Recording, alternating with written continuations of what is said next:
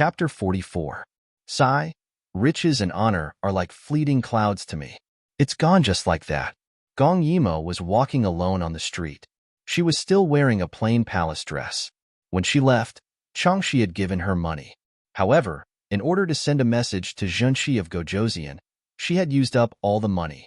Now, she was penniless and very depressed. All the shops under her name were paid by Zhenxi of Gojoseon.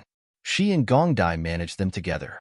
Therefore, she couldn't go to the shops now as she was afraid that someone would tell on her. Fortunately, she had people by Gong Dai's side. As long as she stopped the message from the shopkeepers, she and Zhenxi of Gojoseon worked together. It shouldn't be a problem to hide it from Gong Dai, who was still on the road. Gong Yimo wandered aimlessly as she pondered. She had wandered around countless times. The capital was prosperous, but in the end, it was too backward. Except for some beautifully made handicrafts, she really didn't care about the rest. Just as she was immersed in her thoughts, a horse galloped quickly toward her. The person riding on the horse was a young man in luxurious clothes. He looked arrogant and didn't slow down in the busy city. Fortunately, the road was wide enough. Otherwise, many people would have been injured. Gong Yimo shook her head and walked on. She didn't have time to care about this kind of thing. She was no longer a princess. Unfortunately, she didn't look for trouble, but trouble came looking for her. The young man in luxurious clothes was originally running well, but he suddenly looked at her, exclaimed in surprise, and stopped the horse. He was very handsome. Unlike Gong Dai's coldness and Gong Che's gentleness, his appearance was extremely dazzling and arrogant. His eyes were full of arrogance and unruliness. He seemed to be of high status, but Gong Yimo had never seen him before. Seeing him approaching, Gong Yimo looked left and right to confirm that he was looking at her. The young man sat on the horse and pinched his chin as he thought. "You are the Chaoyang princess?" The youth searched through his memories. He had seen her from afar. His memory had always been very good. After taking a closer look, he confirmed that it was indeed her. She didn't expect him to recognize her. She wondered if she could borrow some money from him. Gong Yimo was just about to smile when the other party snorted coldly. I almost forgot. What Chaoyang princess? She's just a commoner." He had just received the news today and did not expect to meet her. It seemed that it was fate. Gong Yimo's smile froze on her face. Fine, she thought too highly of herself. She would just leave. Stand there. Did I allow you to leave?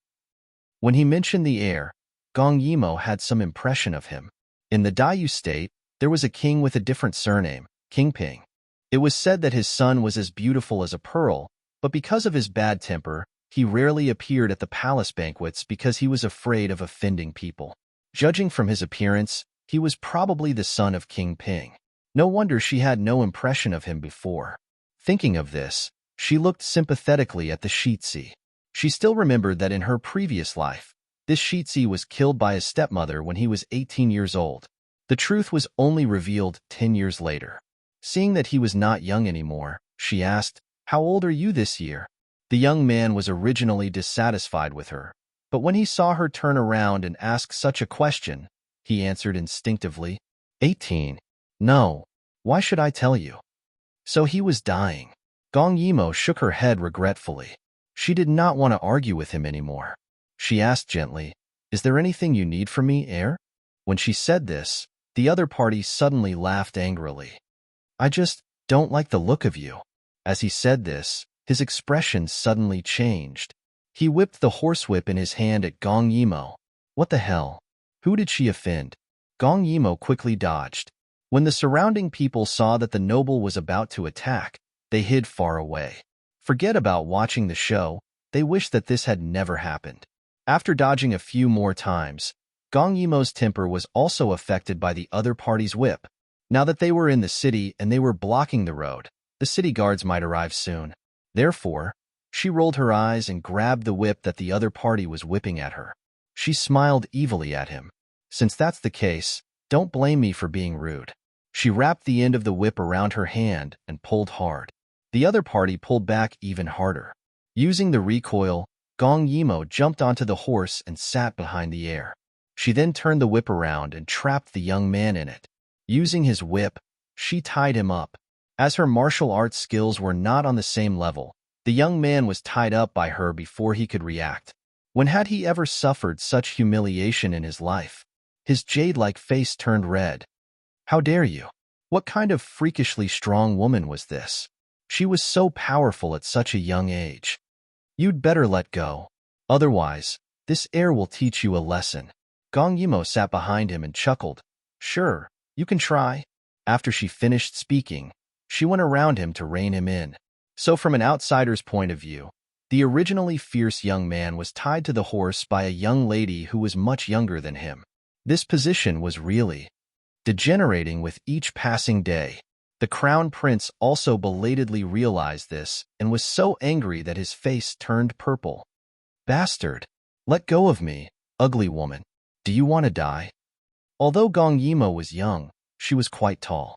At this moment, she waved the reins and the horse rushed out of the city like an arrow released from a bow. The young man's body involuntarily fell back and landed in Gong Yimo's arms. He was so ashamed that he wanted to die. He wished he could cut Gong Yimo into 8 pieces. However, Gong Yimo was very happy. She leaned against the other party's ear and giggled. Go ahead and scold me. Scold me louder. Do you know how hot and charming you look when you scold me? The young man was trying his best to straighten his body. When he heard this, he was so angry that his face was about to bleed. Before the heir could refute, the girl's voice rang clearly and maliciously in his ears again. By now, the whole city must know that the insufferably arrogant heir of King Ping can't even defeat a little girl. The heir's reputation has been completely destroyed. Just thinking about it makes me a little excited. Ugly woman. You shut up. When they passed through the city gates, the first person the guards saw was the heir, and they quickly let them pass. They could not afford to offend this god of plague. However, as the horse galloped closer, the heir's shouts could be heard. Bastard! What are you doing? Hurry up and stop her. However, before he could finish speaking, the little girl behind him poked her head out and smiled at everyone. Thank you for opening the door. I'll bring the heir out of the city to play. Don't worry. The guards then realized that the heir was tied to the horse. They quickly said, Go after her. You and all of you, go to King Ping's residence and report this. No matter how flustered they were, Gong Yimo had already run far away with the young man. As the horse galloped, the wind that blew against her face made Gong Yimo extremely happy. The dejection that she had been feeling for the past few days was swept away. She felt that she was more suited to the world outside the palace. After the heir made a fuss for a while, he realized that there was nothing he could do. He stopped wasting his energy and glared fiercely at Gong Yimo. Seeing him like this, Gong Yimo's wicked sense of humor welled up in her heart. She suddenly looked at him and smiled. Little brother, if you continue to look at me like this, I'm going to kiss you. Her words caused the young man's eyes to widen. Then, his eyes filled with disdain and disbelief. How can there be such a shameless woman like you in this world? Gong Yimo was not angry. She never cared about what strangers thought. You don't know because your world is too narrow. At this time, the horse had already stopped. She pushed him off the horse and remained on the horse's back. She looked down at him and raised her eyebrows. You need to go out and see more. Then you will know that a girl like me. Her eyes moved slightly and her words changed. She laughed arrogantly. Of course it's the only one in this world. The heir grimaced in pain from the fall. When he heard her arrogant and shameless words, he almost spat out a mouthful of blood. What a boastful woman. He swore for the 1,000th time in his heart that he would definitely cut her into 8 pieces. At this time, he realized that they had unknowingly left the city far away. The surroundings were beautiful, and they were by a river. Where the hell did they run to? What were the people guarding the city gates doing? Why hadn't they caught up yet? This place was deserted. He wouldn't be killed in his body, would he? Seeing that the heir who had been jumping around the whole way suddenly became quiet, Gong Yimo could tell that he still had not learned how to hide his uneasiness. She laughed. Isn't it a bit late to be afraid now? When the heir heard this, he immediately glared at her. Who's afraid? Why would this heir be afraid? If you know what's good for you, quickly let me go. Otherwise, when the people who come to save me come, I'll teach you a lesson. Gong Yimo walked to the river and washed her hands. She completely ignored the other party's fierce roar behind her back. Looking at the clean water, it was still better in ancient times. Not to mention pollution, even the parasites were much less. What do you think? When she opened her mouth, the other party subconsciously closed his mouth. Gong Yimo squatted by the river and turned back with a grin. What do you think if I drown you in this water and escape on a horse? Would it work? Chapter 45. She looked like she was smiling, but because of her young age, the coldness in her eyes was especially out of place, making one's hair stand on end. She really dared to do this. The crown prince, who was sitting on the ground, gulped. You dare. You probably don't know my reputation in the palace. Gong Yimo stood up and wiped the water off her hands. She looked at him leisurely. I started killing people when I was 7 years old. Do you think I wouldn't dare? She smiled, revealing her white teeth under the sunlight. She purposely released her malice, and a murderous aura spread around her. She loved to scare people like this. It was very interesting, wasn't it? The crown prince was terrified. The murderous aura of the other party was not something that someone like him would have. But even if he was terrified, his dignity as the crown prince made him raise his chin high, looking like he would rather die than submit. So what? If you kill me, you can just wait to escape to the ends of the world. Although he said that, his beautiful eyes were clearly sparkling. They were watery and evasive, making it hard for one to look away. Gong Yimo actually liked this kind of youthful youth the most. In the palace, she had always played this role. In fact, from her point of view, the other party's appearance was the most realistic youth. She walked over and squatted in front of him. The crown prince was stared at by her and shrunk his legs. He felt that he was too spineless, so he puffed out his chest, looking fearless. His eyes clearly said, "What are you looking at? Did I allow you to look?" Gong Yimo could not help but smile. She patted the other party's face. It felt good to the touch. Name. King Ping's son died early. Even if she had heard others mention his name, she had long forgotten it. It was better to confirm it. Why should I tell? His arrogant tone was silenced when he saw Gong Yimo pull out a dagger from nowhere. Gong Yimo played with the dagger in her hand. The gems and blade on the dagger dazzled the onlookers, making them feel frightened. Name? This prince. His cat eyes widened as his anger gradually subsided. He muttered, "Shun Yi, 10 knights? Very well, we clearly don't know each other well, so why did you attack me? I don't like you. Can I?" Shun Ye's heart was filled with tears. Mother. Her eyes were so scary. You don't like me? Gong Yimo pondered for a moment before stabbing the dagger into the ground. It was right next to his thigh, and it almost hit the wrong spot. Shun Yi reflexively wanted to get angry, but when he thought of the fact that they were in the middle of nowhere, what would he do if he angered the other party and got rid of his corpse? A wise man knew better than to fight when the odds were against him. He had to endure. He had to endure this ugly woman. Gong Yimo smiled and moved closer to him. Her small face moved closer as she giggled and said, "Then what do you dislike about me? Eyes? Nose? Mouth? As long as you say one, I'll kiss you. Tell me, isn't this game fun?" The child in front of her was so adorable that her auntie's heart began to stir. Shin Shiryu was speechless.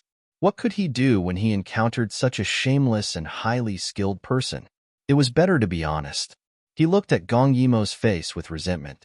She was clearly small and tender, but her eyes were mature and wise. Although she was saying hateful words, her bright red little mouth opened and closed. Actually, she didn't seem so annoying, especially when she was close. Her sweet scent strangely made people relax. She didn't seem as bad as she appeared. Gong Yimo pinched the tender flesh on his face. She wanted to do this from the beginning. It felt so good. Good child, you haven't answered my question. You bastard. Let go of me. Damn it, I'm going to chop off your hand. He took back his muddled words. This was clearly an annoying brat. No wonder the emperor didn't want her. However, Gong Yimo became more and more enthusiastic as she played with him. She even touched his face. The skin on his face was really good. He lived like a prince and didn't know how he took care of his skin. It felt so good that it made people want to take a bite. Shen Shiyi was completely defeated. He begged, "Great aunt, I'm convinced. I'll tell you everything. Can you let go?" He was dispirited like a defeated rooster. Why didn't anyone come to save him? He had to compromise. Why? Gong Yimo regretfully put down her hand. Then tell me, why are you targeting me? Shun Shiye's eyes were watery. He didn't dare to complain and could only stubbornly look at her. Gong Yimo almost couldn't hold back. Isn't it because you made little sister Su unhappy? His words made the originally smiling Gong Yimo's expression stiffen. Little sister Su?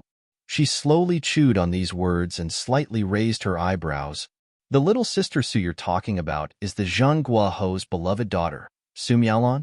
What's your relationship with her? Speaking of this, Shan Shiye's face suddenly turned red. She's my mother's younger sister's daughter. She's my cousin. Gong Yimo slightly narrowed her eyes.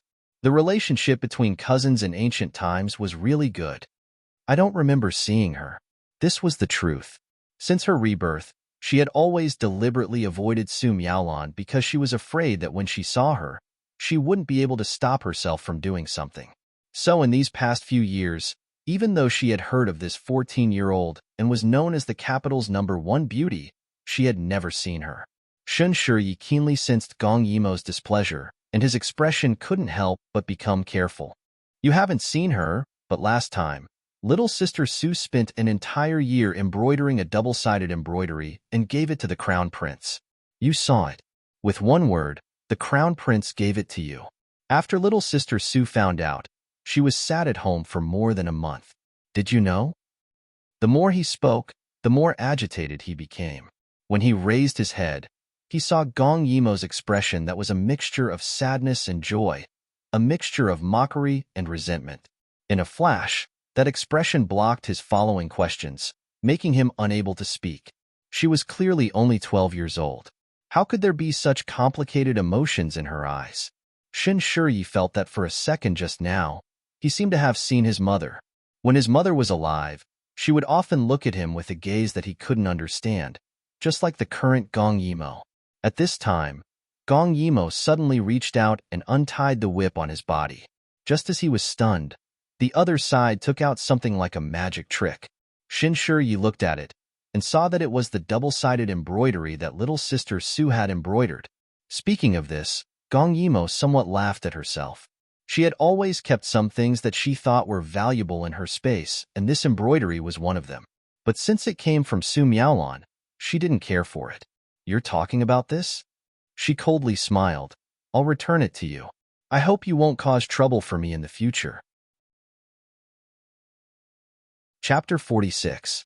Shin Shiyi was confused by her sudden change in attitude. He wanted to ask, but when he saw the faint sense of loneliness on the other person, he couldn't bring himself to ask. Seeing that Gong Yimo wanted to leave, he asked without thinking, "Where are you going?" His words made Gong Yimo slightly confused. She still had to wait for Gong Dai to come back, but there was no place for her in the capital. Perhaps only when she was deep in thought would her small face show a sense of weakness. She was only 12 and had been chased out of the palace. What would she rely on to live? Shin Shiyi couldn't help but forget his previous hatred for her. He looked up at the sky and said in a small voice, "If you don't have a place to go, my mother left me a house." As soon as he finished speaking, he saw Gong Yimo turn her head to look at him and smile. Shin Shiyi's face immediately turned red. Don't misunderstand. This young master just saw that no one had cleaned it for a long time and wanted to find someone to clean it. His lie was really clumsy, but it made Gong Yimo's mood miraculously better. Is that so? Then it would be impolite for me to refuse.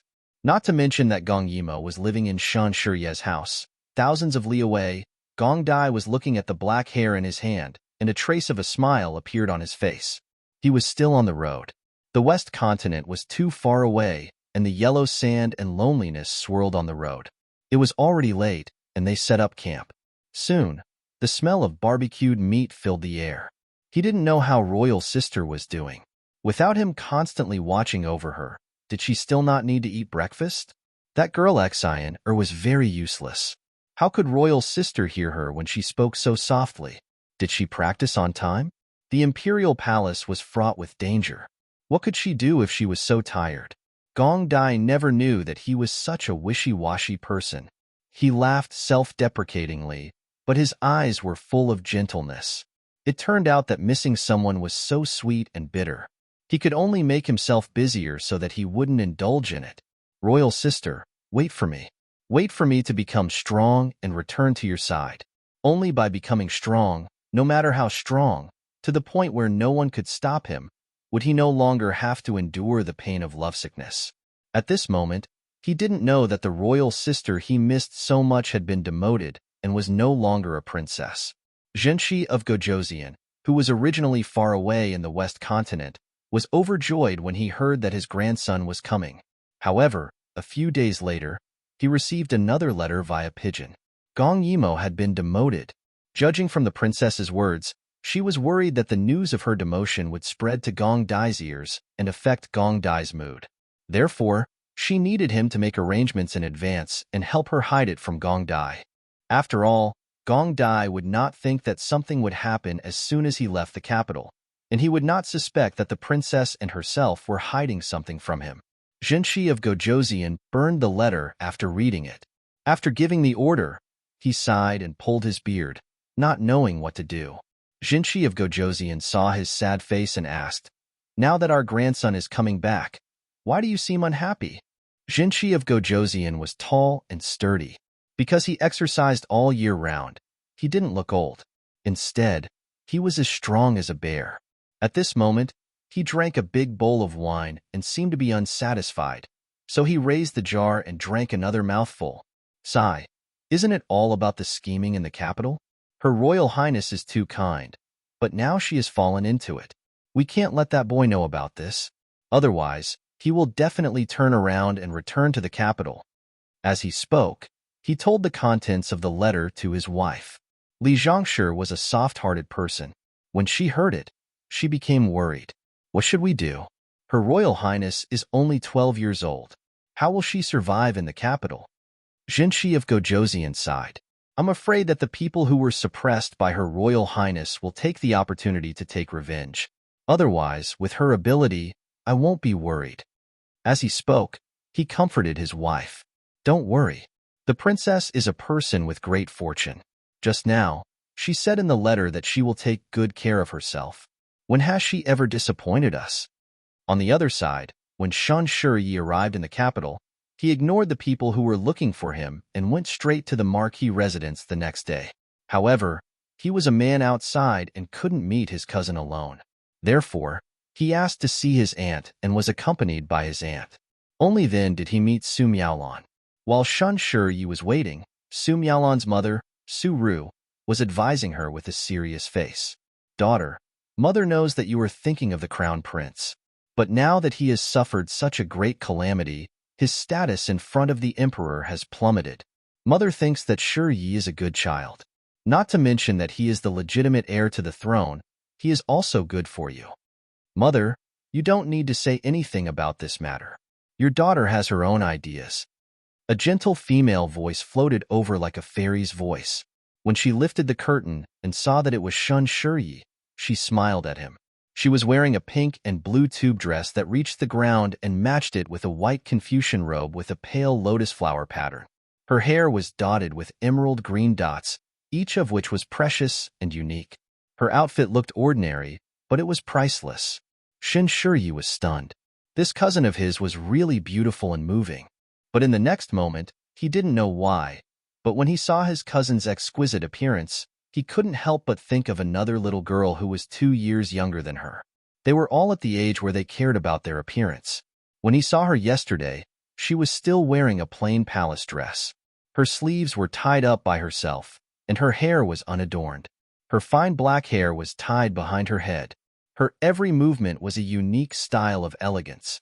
Her outfit was very simple, but it was inexplicably eye-catching. Originally, he didn't think so, but now, he felt that the little girl wasn't any worse than his cousin who had the #1 beauty in the capital. Su Miaolon only thought that he was stunned by her and sneered in her heart. but on the surface, she pretended to be pure and kind. Shingij, my mother said you were looking for me for an urgent matter? She was shy and didn't dare to look at him. If it was a man who had just awakened to love, he would probably think that he had won the favor of the number one beauty in the capital and be complacent. For the first time, Shen Shiyi slightly frowned. If it was Gong Yimo, even if she was shy, she wouldn't have such a petty appearance. Then he was startled. Why did he keep thinking of that annoying person?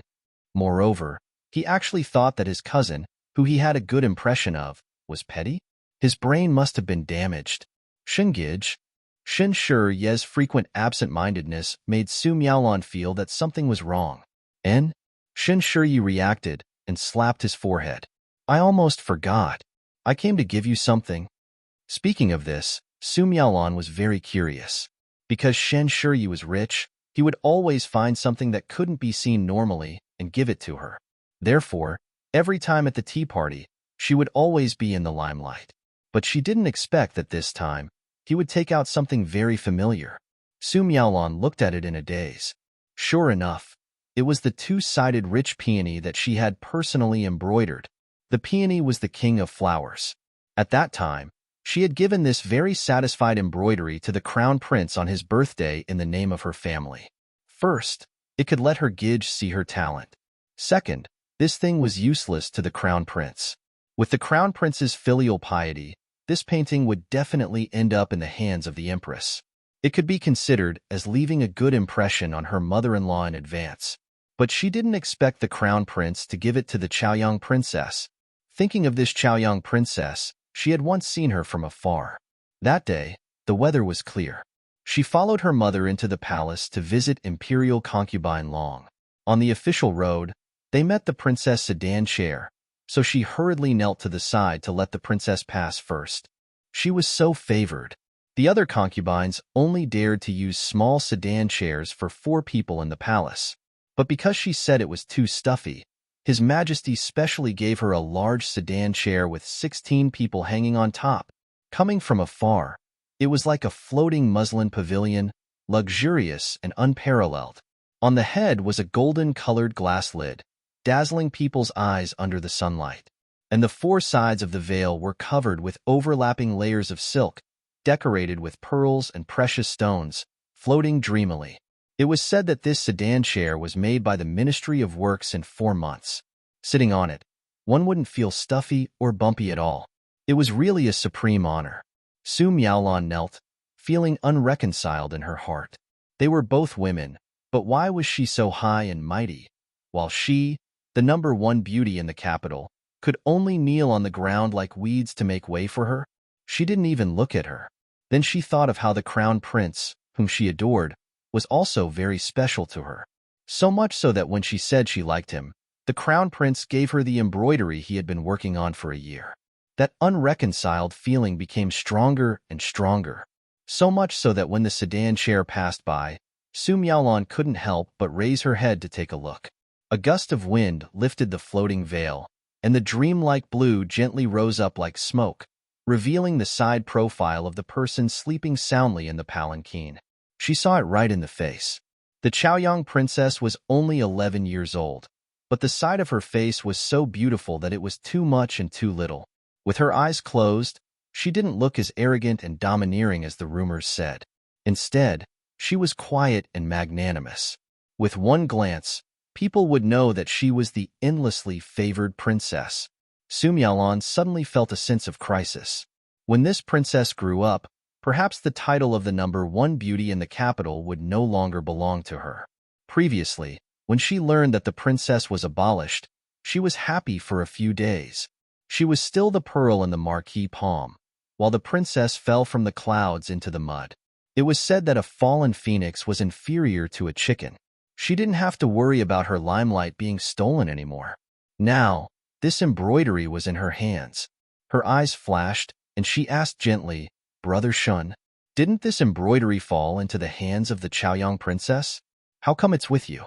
You have seen the Chaoyang princess?" She was secretly delighted.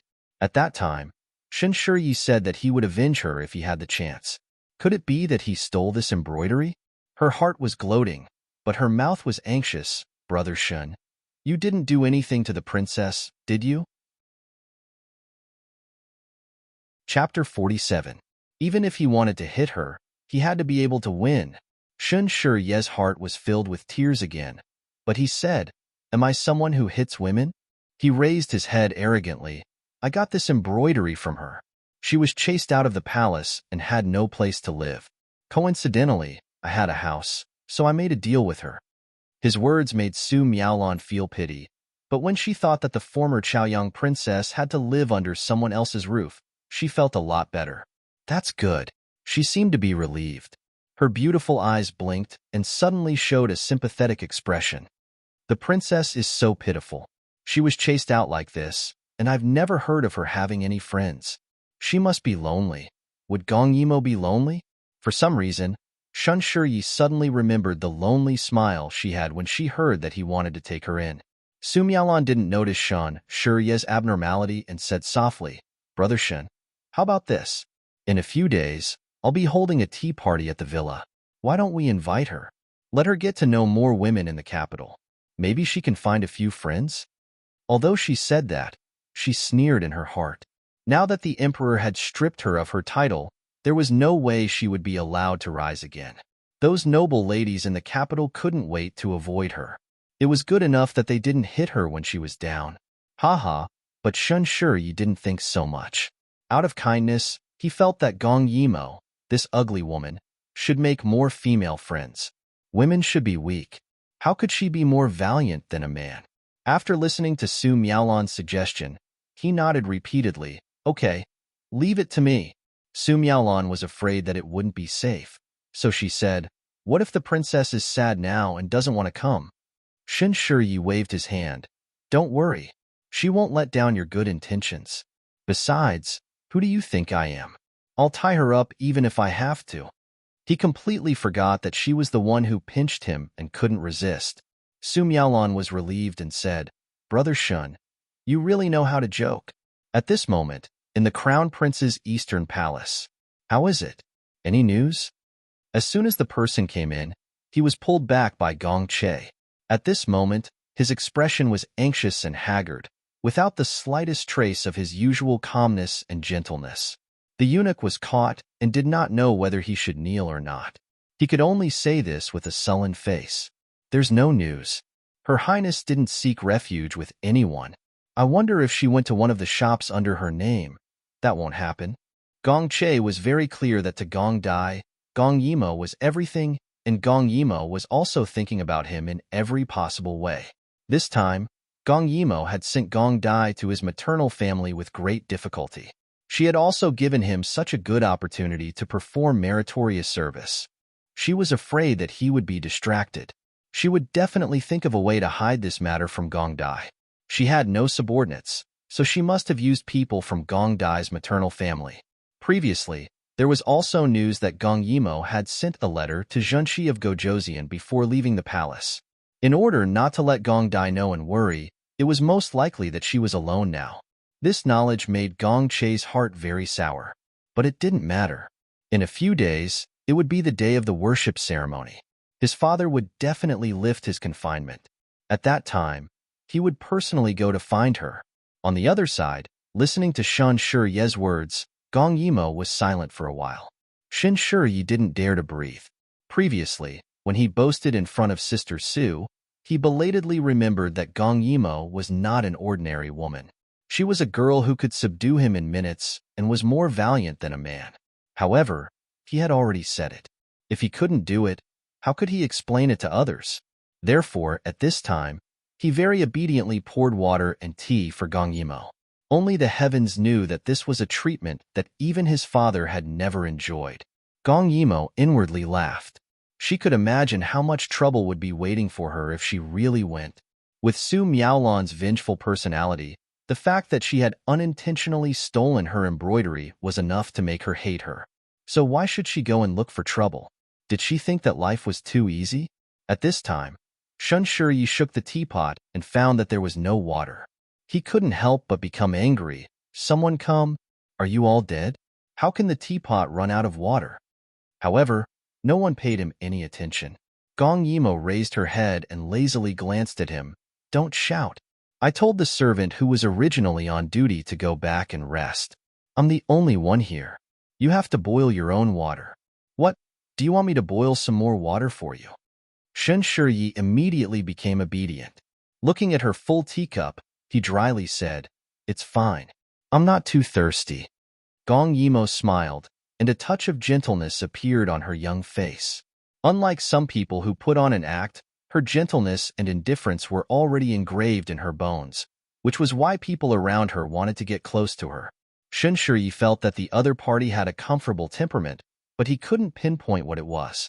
Just as he was racking his brains, Gong Yimo had already gotten up.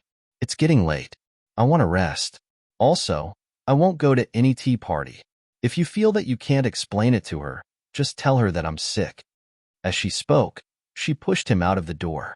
However, she knew that Su Miaolon wouldn't let the matter rest so easily. Sure enough, the next day, Gong Yimo thoughtlessly slept until noon when she was awakened by a knock on the door. She rubbed her hungry stomach and got up to open the door. In front of the door was a girl dressed as a maidservant. Seeing her open the door, the maidservant's eyes flashed with a trace of disdain that couldn't be ignored. However, she quickly adjusted her expression and squeezed out a smile. Miss, our miss invites you. Gong Yimo looked dispirited. I'm not going. As she spoke, she was about to close the door, but the maidservant hurriedly stopped her. She looked at her with a somewhat warning gaze. This miss is so rude. Our miss is kind and personally invited you. Don't refuse a toast only to be forced to drink a forfeit. Gong Yimo looked at her amusedly. Who is your miss? She slightly raised her chin and said in a strong tone, Our miss is Royal Prince Lu's only legitimate daughter. You're just a commoner, so it's better if you don't make our miss angry. So it was her. Gong Yimo remembered that a year ago, she was punished by the crown prince for offending her.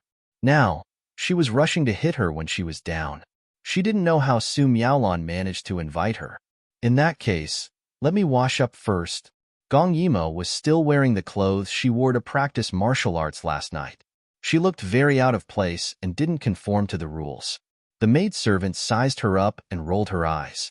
She said in a very malicious tone, Miss, it's better if you go like this. Our miss has a bad temper if you wait for too long. She was pressuring her step by step, which really made Gong Yimo angry. After all, she had been in a high position for many years. She had an aura that others couldn't reach.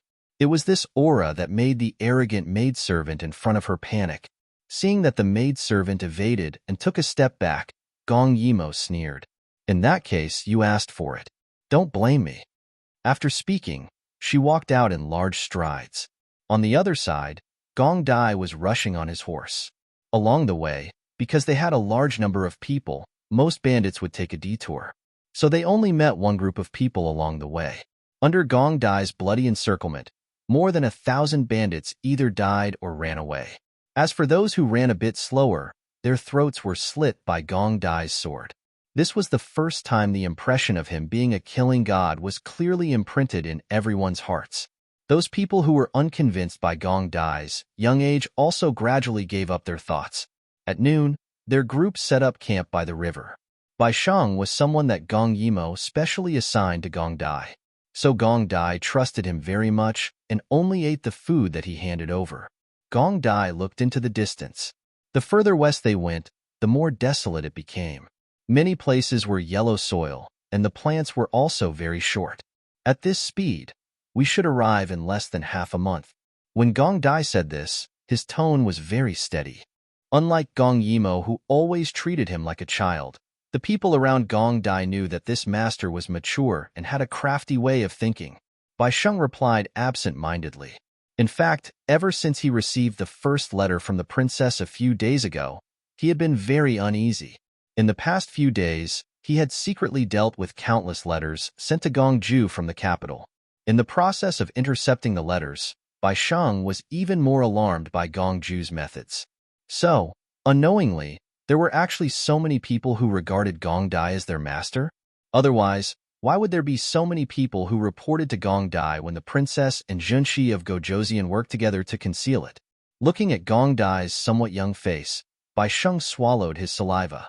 This child in front of him was extremely intelligent, ruthless, and good at disguising himself. At this time, it was only because he was someone that the princess sent to him that Bai Sheng blindly trusted him. But if one day, he found out that Bai Sheng and Princess Junshi of Gojoseon worked together to deceive him, who knew how he would deal with him? This was really a tough job. Bai Sheng's head drooped. The more he thought about it, the more he felt that his future days would not be too good. But at this moment, Gong Dai was immersed in his own thoughts and did not notice that something was wrong with Bai Sheng. Clenching the black hair in his hand, there was only one thought in his mind: royal sister. It won't be long before I become strong. Wait for me, wait for me.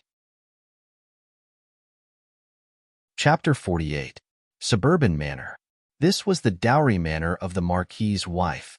In the future, it would also be Su Miaolan's dowry. On the hillside, flowers bloomed. Many noble ladies sat on the ground. In front of them, there were some exquisite pastries. Not far away, in the rockery pavilion, there were some youths who were invited. Here, men and women were not strict. As long as they did not play together, it was fine. At this moment, a noble lady wearing 100 flowers embroidered dress whispered to the leading lady, "Eldest princess, I heard that Gong Yimo will also come today." Eldest Princess Gong Hanyue raised her slender eyebrows and snorted. What is a commoner doing here? Although she did not show it on her face, she was very worried. She did not want to see this royal sister who was very favored in the past. The noble lady wearing 100 flowers dress smiled. I heard that Su Miaolan used Lu Qingqing to force her to come. She looked at the eldest princess in front of her, who did not seem to notice anything and did not say anything else. In any case, she had already reminded her. If she could not think of anything else, she could not blame her. This eldest princess, although she had the title of eldest princess, was not favored. Moreover, she was almost 20 years old and had not been married. In this era, she was a leftover woman. At this moment, Gong Hanyue did not understand what Qin Kuer meant.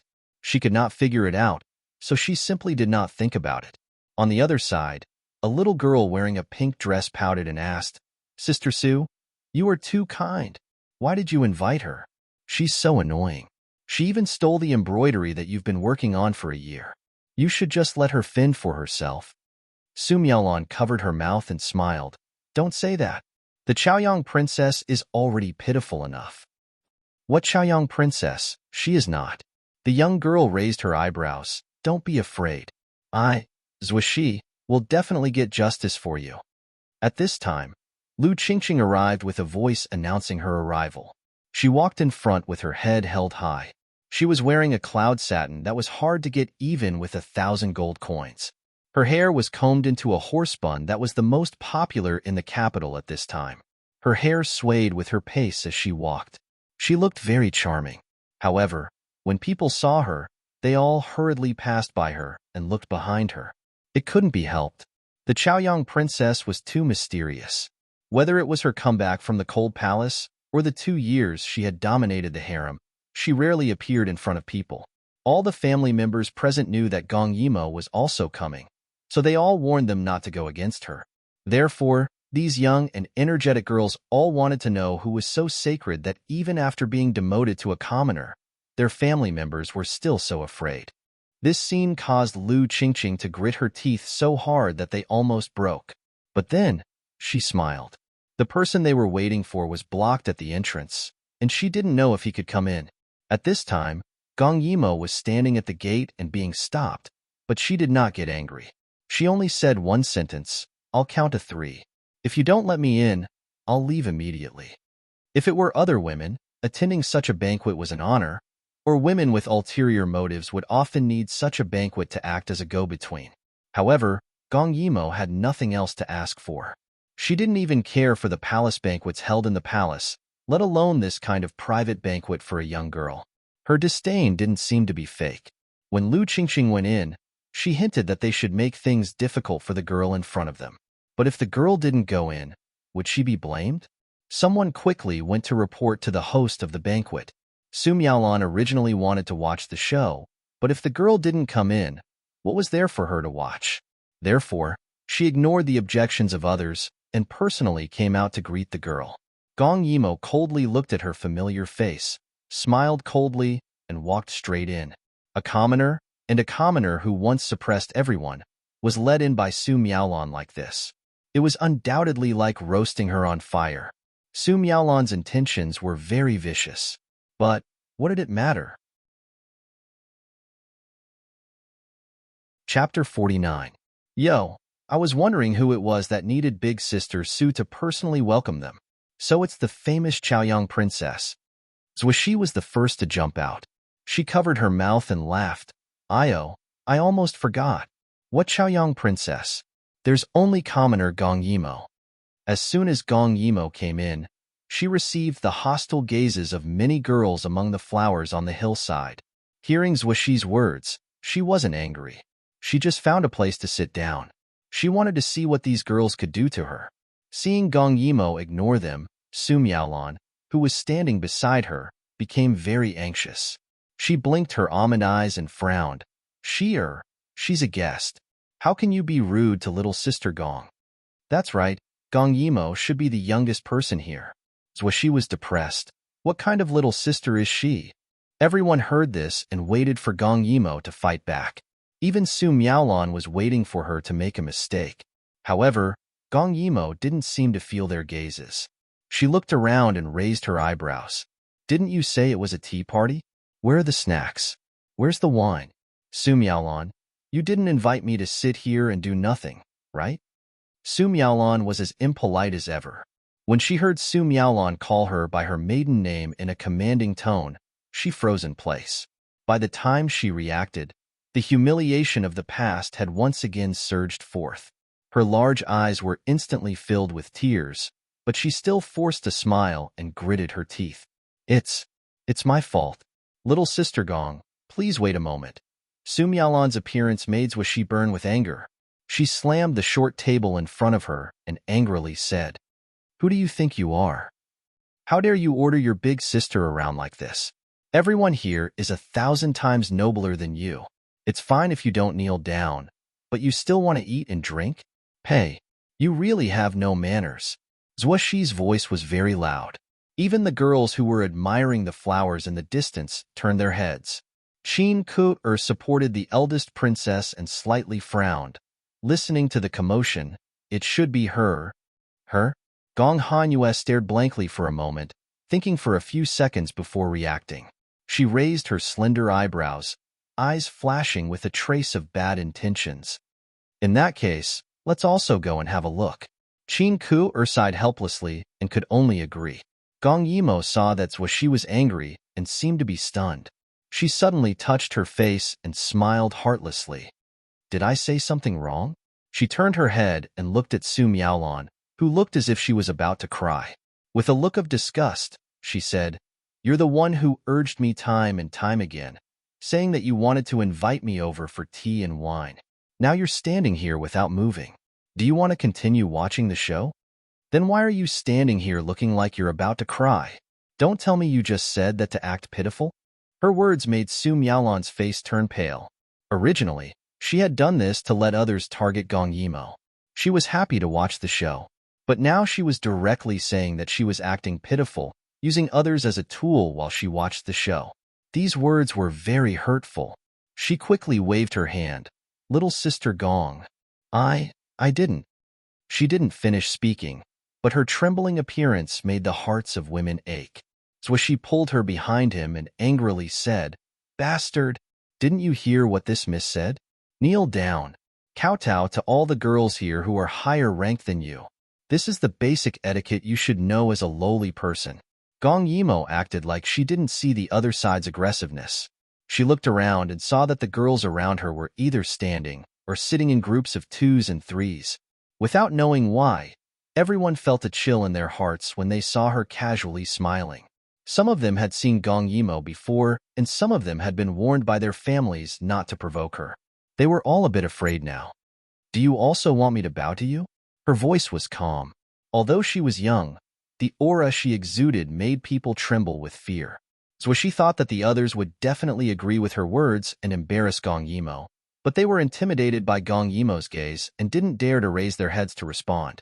Gong Yimo then looked at Zhuoxi and suddenly laughed. Do you know why they are afraid of me? She sat lazily and pointed at the people around her. She was calm and didn't seem to care at all. Zhuoxi was confused. She didn't know why, but she suddenly felt that the young girl sitting on the ground in front of her had the indescribable style of her grandfather, who was a general. So she answered in a daze. Why? Gong Yimo raised her head and smiled. That smile was very dazzling under the sunlight. Because when I was 10 years old, I killed 13 assassins in front of the harem's women and ministers. Little sister, have you killed anyone before? When she said the last few words, she glanced at her gloomily.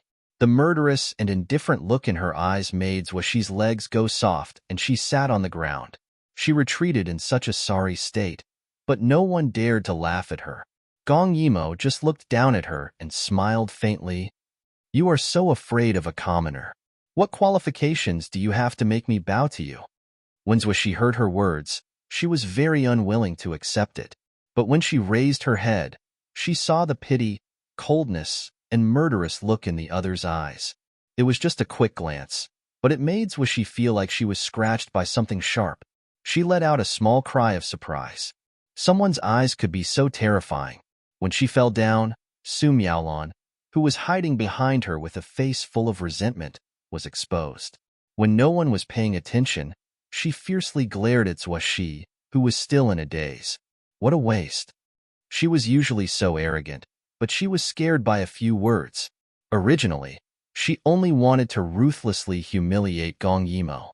She didn't expect that even a commoner like Gong Yimo would be so difficult to deal with. Her hand clenched into a fist, and she almost broke her teeth. Gong Yimo looked at Su Miaolon's twisted face and felt a burst of pleasure. She liked to see these people who couldn't stand her but couldn't kill her. She doesn't have the qualifications. But does this consort have the qualifications? Chapter 50. A high-pitched female voice called out. The noble lady, who was about to walk away, heard this sentence and looked over. She didn't know when, but Gong Hanyu had walked over. Her pair of slender eyes looked at Gong Yimo and sneered.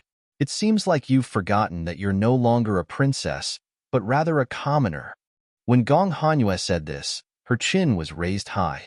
Her eyes were filled with excitement and pride, as if she had been waiting for this day for a long time. This was truly great, thinking of how high up she was in the past. Now she could finally experience the feeling of crushing her. Thinking of this, Gong Hanyue's voice suddenly became sharp. What are you in a daze for? Why aren't you rolling over here and kneeling? Could it be you want to look down on imperial power? I'm not as easy to talk to as my father emperor. Her words were filled with arrogance, and the hidden threat in her words made Gong Yimo narrow her eyes to look at her. Seeing her like this, Qingku Air, who was behind Gong Hanyue, quietly moved back a bit, not standing together with Gong Hanyue. So it's the eldest princess. Gong Yimo sighed. Her royal sister was flat-chested and brainless. No wonder she hadn't married at this age. There was a reason. Fine. She finally stood up and walked over to her. Seeing her like this, many noble ladies secretly thought that Gong Yimo should be about to give in. Would she really kneel? The wind slightly fluttered Gong Yimo's white exercise clothes. As she stood up, her trousers outlined her long, straight legs. Her steady steps were like a leisurely stroll, but her whole body revealed a noble and domineering aura. Many people's minds simultaneously flashed with the thought that she was far more like a princess than the eldest princess Gong Hanyue. Seeing her gradually approach, the eldest princess actually took a step back in fear. But thinking of the other party's status, she slightly stuck out her chest and shouted, still not kneeling. In the end, she was still a princess, so her angry shout was quite powerful. It made many noble ladies' legs go soft. However, Gong Yimo still looked over her like nothing had happened. She had a smile that wasn't a smile on her face. Eldest princess, did you forget? Although His Majesty stripped me of my title, His Majesty once said that I have the right to not bow to anyone. What could it be that Your Majesty has also deprived me of this? Her words made Gong Hanyue remember that when Gong Yimo met Imperial Father, she rarely saluted. Thinking of this, Gong Hanyue's teeth itched with jealousy. Really? But in front of this princess, you were at a disadvantage and spoke ill of her. This princess still has the right to punish you. Gong Yimo shrugged. Of course. Hearing her words, Gong Han Yu's eyes narrowed and flashed a trace of malice. If that's the case, someone come. Gong Yimo is dressed strangely in front of so many people. This princess orders you to strip her of her clothes and throw her out. Her words made the surrounding women give a small cry of surprise. This kind of malice, if it really happened, would Gong Yimo still be able to show her face in the future? Gong Han Yu fiercely gave the order, but the 4 maids behind her did not dare move. Gong Yimo's prestige was still there, and even his majesty could not do anything to her. What, are you all deaf? Strip her clothes for me. Quickly go.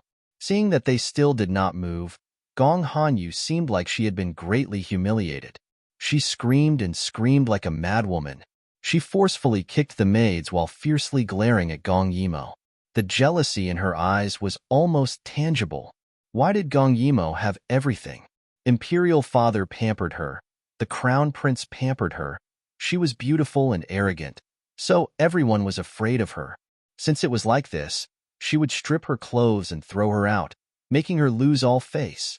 She would never be able to stand up again. Seeing that the eldest princess was angry, the people following her did not dare disobey. The 4 maids slowly came forward. Seeing Gong Yimo's expression, they could not bear it. Gong Yimo did not care at all. She looked over Gong Han Yu and narrowed her eyes as she said with a smile, Your Highness the eldest princess, not to mention your body being hollowed out by that boy toy. Has he hollowed out your brain as well? Her words could be described as earth-shattering. Many of the noble girls felt like they were about to faint when they heard this. Gong Yimo then said, I have martial arts and you want to subdue me with just a few maids? Isn't that a bit too whimsical? These arrogant words made everyone take in a cold breath. They wished they had never heard this before. This kind of royal secret, the more one knew, the faster they would die. You. Gong Han Yu felt a wave of anger rush into her head. Seeing her red eyes, the noble girls present all knelt down. They only hated Su Miaolon for being so meddlesome, causing them to be implicated. Gong Han Yu's finger was trembling as she pointed at Gong Yimo. She did not dare imagine that someone would directly say that she had a boy toy. How could she marry in the future? How hateful. How shameful. Someone come. Guards. Call the guards over. This princess wants to kill this woman. When the princess left the palace, she would always be followed by a group of guards. They had not come in yet, but when they heard the summons, they did not care about the number of women present and quickly ran in. The noble girls on the flower mountain all screamed and retreated. Their movements also alarmed the proud sons of the capital in the pavilion by the lake, and they all rushed over. Seeing everyone scatter, there was only one girl, Gong Yimo, left on the flower mountain. Very quickly, a group of palace guards surrounded Gong Yimo. The precious flowers on the ground were ruthlessly trampled, and the blades in their hands were all pointed at the young girl. What's going on? The son of the Ministry of Revenue, Li Ku, asked with a frown. Beside him, a panicked noble girl hid behind Li Ku as if she had found her backbone. It's the eldest princess. She wants to kill the Chaoyang princess. Chaoyang princess? Li Ku's eyes flashed with light. The fame of the Chaoyang princess had already spread throughout the capital. Different women were jealous of her, and men admired her.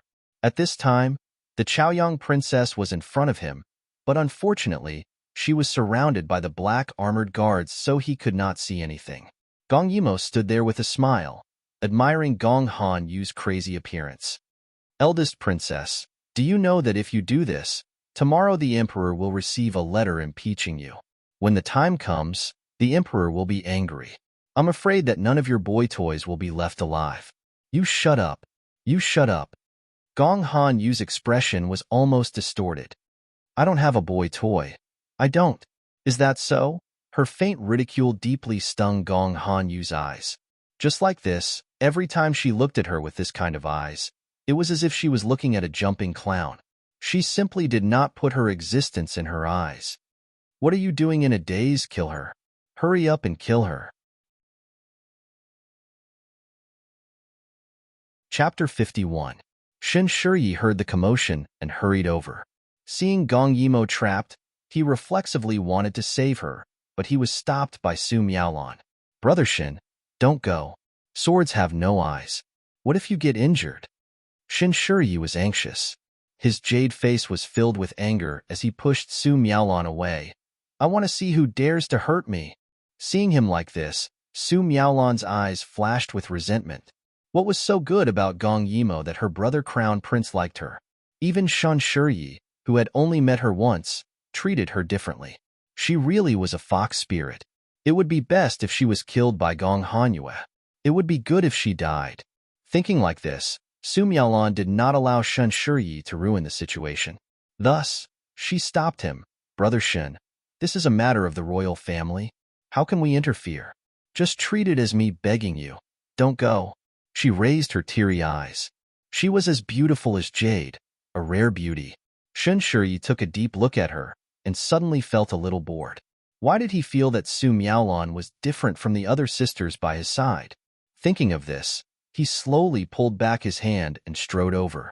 The palace guard also had a serious expression as he gradually approached. Gong Hanyue's voice was filled with killing intent as the slanted blade flashed with a cold light. Originally, Gong Yimo was just standing there, but at this moment, she suddenly lowered her head. Her shoulders were trembling, which was very strange. Gong Hanyue carefully looked over and found that she was actually laughing. The laughter became louder and louder until it turned into laughter.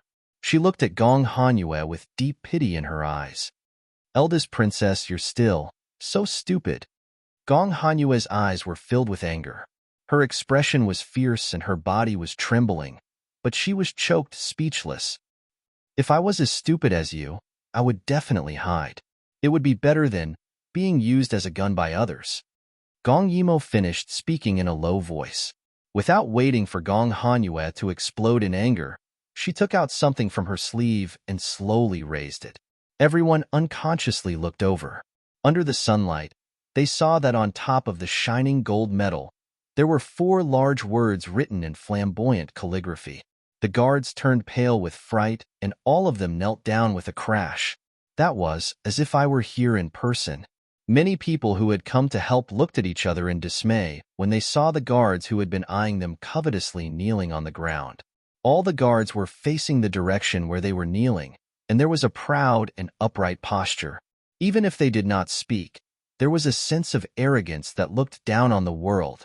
She was so calm and indifferent, without the slightest bit of fear. That's right. She was the Chaoyang princess, and the Chaoyang princess wasn't someone who would lose everything just because she lost her status. She was an extraordinary woman, and Gong Hanyue has not yet recovered from the unforeseen event in front of her eyes. Gong Yimo already took the gold medal and slowly walked in front of her. At this time, Gong Yimo was still young, but she was also as tall as Gong Hanyue. She smiled, took the gold medal and gently patted Gong Hanyue's twisted and stiff face. Her smile was very bad and evil. Royal sister, I actually want to tell you every time. For a person like you, the best life is to spend your life in the princess mansion with a male pet. Don't try to be a smart person and hit a nail on the head. Roll back.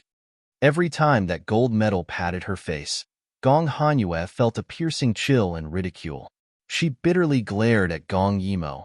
Her heart was filled with monstrous anger and unwillingness. Why is Imperial Father so biased? Why? There was only one pair of this gold medal in the world. One was in the Emperor's waist, and the other was in Gong Yimo's hands. Even if she was demoted, she did not take it back. So what if she was demoted? At the same time, she felt a burst of despair. Imperial Father is so biased. Now that things have come to this, what awaits her is the Emperor's anger. Let's go. These few words could be said to be squeezed out from between clenched teeth. Gong Yimo did not stop them, so the guards quickly left just like they came. At this time, the originally blossoming hillside became a mess, and in this mess, only Gong Yimo stood there like a pine tree, proud and lonely. The white training clothes on her body fluttered in the wind. Her hair lightly fluttered, and her snow-white little face was serious and indifferent. Without the protection of the guards, All the people who rushed over were exposed in front of her. She seemed to have sensed something and looked up. Some people were born to stand at the commanding heights. It was obviously just a faint glance, but that natural momentum made everyone present feel heartfelt admiration, giving birth to a desire to kneel down. She was so high and unattainable. Shun Shuyi felt her gaze, but it only lightly fell on him for a moment before turning to look behind him. And behind him was Su Miaolon. Gong Yimo suddenly smiled. But this smile not only did not make people feel happy, it made people feel lonely and depressed. The entire hillside was silent, and only her voice echoed. Su Miaolon, didn't you insist on inviting me to the banquet? Where are the flowers? The dishes? The wine? When she asked this, Su Miaolon only felt that all her schemes were like clowns jumping around, unable to hide. Her entire body trembled, and she almost knelt in front of Gong Yimo. It's coming, it's coming. Hearing her say this, Gong Yimo smiled again. But this time, there was a trace of tiredness and loneliness in her smile. Is that so? That's good. Shun Shuyi couldn't bear to see her like this, and couldn't help but step forward. The scenery here is very good. This young master also wants to drink here. Gong Yimo couldn't help but look at the mess on the ground, and looked at him with a smile that wasn't a smile. He felt awkward being looked at, so he simply said to the group of scoundrels behind him, Su Yuan, Yu Ziqing, you're all dead. Come and drink. The eyes of the two people who were called out lit up. They didn't know why, but they actually felt that it was an honor to be able to drink with Gong Yimo. At this time, Liko also stepped forward and smiled gently. This place is big. You don't mind if I join in, right? Without waiting for Gong Yimo to answer, a little fatty came over. Me too, me too. I also want to eat and drink. The scenery on this hillside is still the best. Why didn't you say so earlier? You made me suffer the cold wind by the lake for the whole morning, and I didn't eat anything. Seeing so many youths volunteering to drink here, Gong Yimo was slightly moved. They saw that she had lost power, and couldn't bear to see her sitting alone and being made difficult by others, so they did this. Gong Yimo couldn't help but smile, and casually wave her hand. If that's the case, please. When she said this, everyone felt that it was a matter of course. Her calm attitude and magnanimity had subdued some of the noble ladies who had been hiding in their hearts. Perhaps a princess is a princess. No matter what she becomes, she's still a princess in her bones. It wasn't known who said this, but the noble ladies hiding behind the forest were all silent, and no one refuted. Chapter 52. After being frightened by Gong Yimo, Su Miaolon didn't dare to do anything else. Good wine and good food were sent to the hillside. Some of the frightened noble ladies took their leave in advance. In the entire manor, only the hillside was the most lively. Gong Yimo liked wine very much. The wine here was mellow, light, and had a long aftertaste, making people unconsciously intoxicated. In the past, when she was in the palace, she couldn't get drunk even if she wanted to. It was only now that Gong Ju was taken care of, and the Lu family was saved. After leaving the palace, she felt completely relaxed and began to drink. Most of the people here were famous nobles in the capital. Of course, there were also some spoiled second-generation officials who had nothing to do. They were usually very playful. Now that they saw Gong Yimo being so forthright at such a young age, the atmosphere became more and more lively. Originally, everyone was playing some games or chatting with Gong Yimo. She was so knowledgeable that no matter what they talked about, she always had a refreshing perspective on the topic. But when the moon rose to the top of the tree, she suddenly raised a wine jar with one hand and drank to her heart's content. That carefree and unrestrained attitude fascinated everyone. Perhaps some people didn't need to do anything and were naturally outstanding. She seemed to be in a bad mood, but at the same time, she was in an extremely good mood, so everyone present quieted down. Only the sound of the wine splashing could be heard, drenching her hair and clothes in an instant. Even her originally clear eyes were dyed with an intoxicating charm when she opened them again. Only today do I feel that only the princess can be considered alive. Someone in the crowd suddenly sighed. Gong Yimo grinned. You think I'm living a good life? At this time, the others were also slightly drunk. The son of the assistant minister of the Ministry of Justice, Yu Ziqing, smiled and said, "Although you don't have the position of princess, seeing the princess so carefree and unrestrained, as if you can live freely under any circumstances, isn't that good?" "Don't call me princess." Gong Yimo pouted and waved her hand. Happy and carefree? I wanted to be happy and carefree from the beginning." Gong Yimo looked up at the sky, seemingly recalling the thoughts she had when she was in the cold palace a long time ago. At this time, the sky was already dark. Under the illumination of the torches, the starlight was very dim. However, her side profile was so beautiful that it was hard for people to take their eyes off her. Perhaps in life, we can't do as we please. Perhaps everyone lives for others. All the shackles on our bodies are put on layer by the people we care about. If those people don't exist, then we are truly free. She muttered to herself. She didn't know why, but the little fantasy she had at the beginning was infinitely magnified. Didn't she originally pursue a carefree life in Jianghu? Her words made everyone fall into deep thought. They never thought that a little girl who was only 12 years old would be able to say such a profound philosophy of life. Perhaps the imperial palace was a better way to train people. Shen Shiyi looked at Gong Yimo's yearning look and could not help but feel depressed. "You're drunk." As soon as he finished speaking, Gong Yimo looked at him with a pair of sparkling eyes. "I'm not drunk." Shen Shiyi got up irritably and said, "I don't want to drink anymore. I want to go back." Some people were still a little reluctant, but Shen Shiyi's status was the highest among them. They did not dare to disobey the will of this little overlord. "What about me?" Gong Yimo pointed at herself in a very silly and cute manner. Under the light of the fire, her eyes were dull like an intoxicated little lamb. It made people want to protect her well. "I'll take you home." Previously, they all knew that Gong Yimo was now staying in Shen Shiyi's courtyard. Although Shen Shiyi was a person who committed outrages, he was very loyal. Therefore, when he sent her away, the others were very relieved. Unknowingly, after drinking wine, they and Gong Yimo directly developed a wonderful friendship. It was different from the relationship between men and women, but they appreciated each other more. The gate was already locked, but who was Shen Shiyi? He knocked on the gate and opened it, supporting Gong Yimo as they walked in. Even in the bustling city, the lack of entertainment in the capital was still very quiet at night. Except for the Red Willow Street, other places were quiet. There were only red lanterns in front of the door with surnames such as Li or Qian written on them. Solemn and cold, Gong Yimo leaned on Shen Shiyi's body. At this time, she felt that her mind was very clear, but her hands and feet did not listen to her. This feeling was really not good. Shen Shiyi did not know what was wrong with him.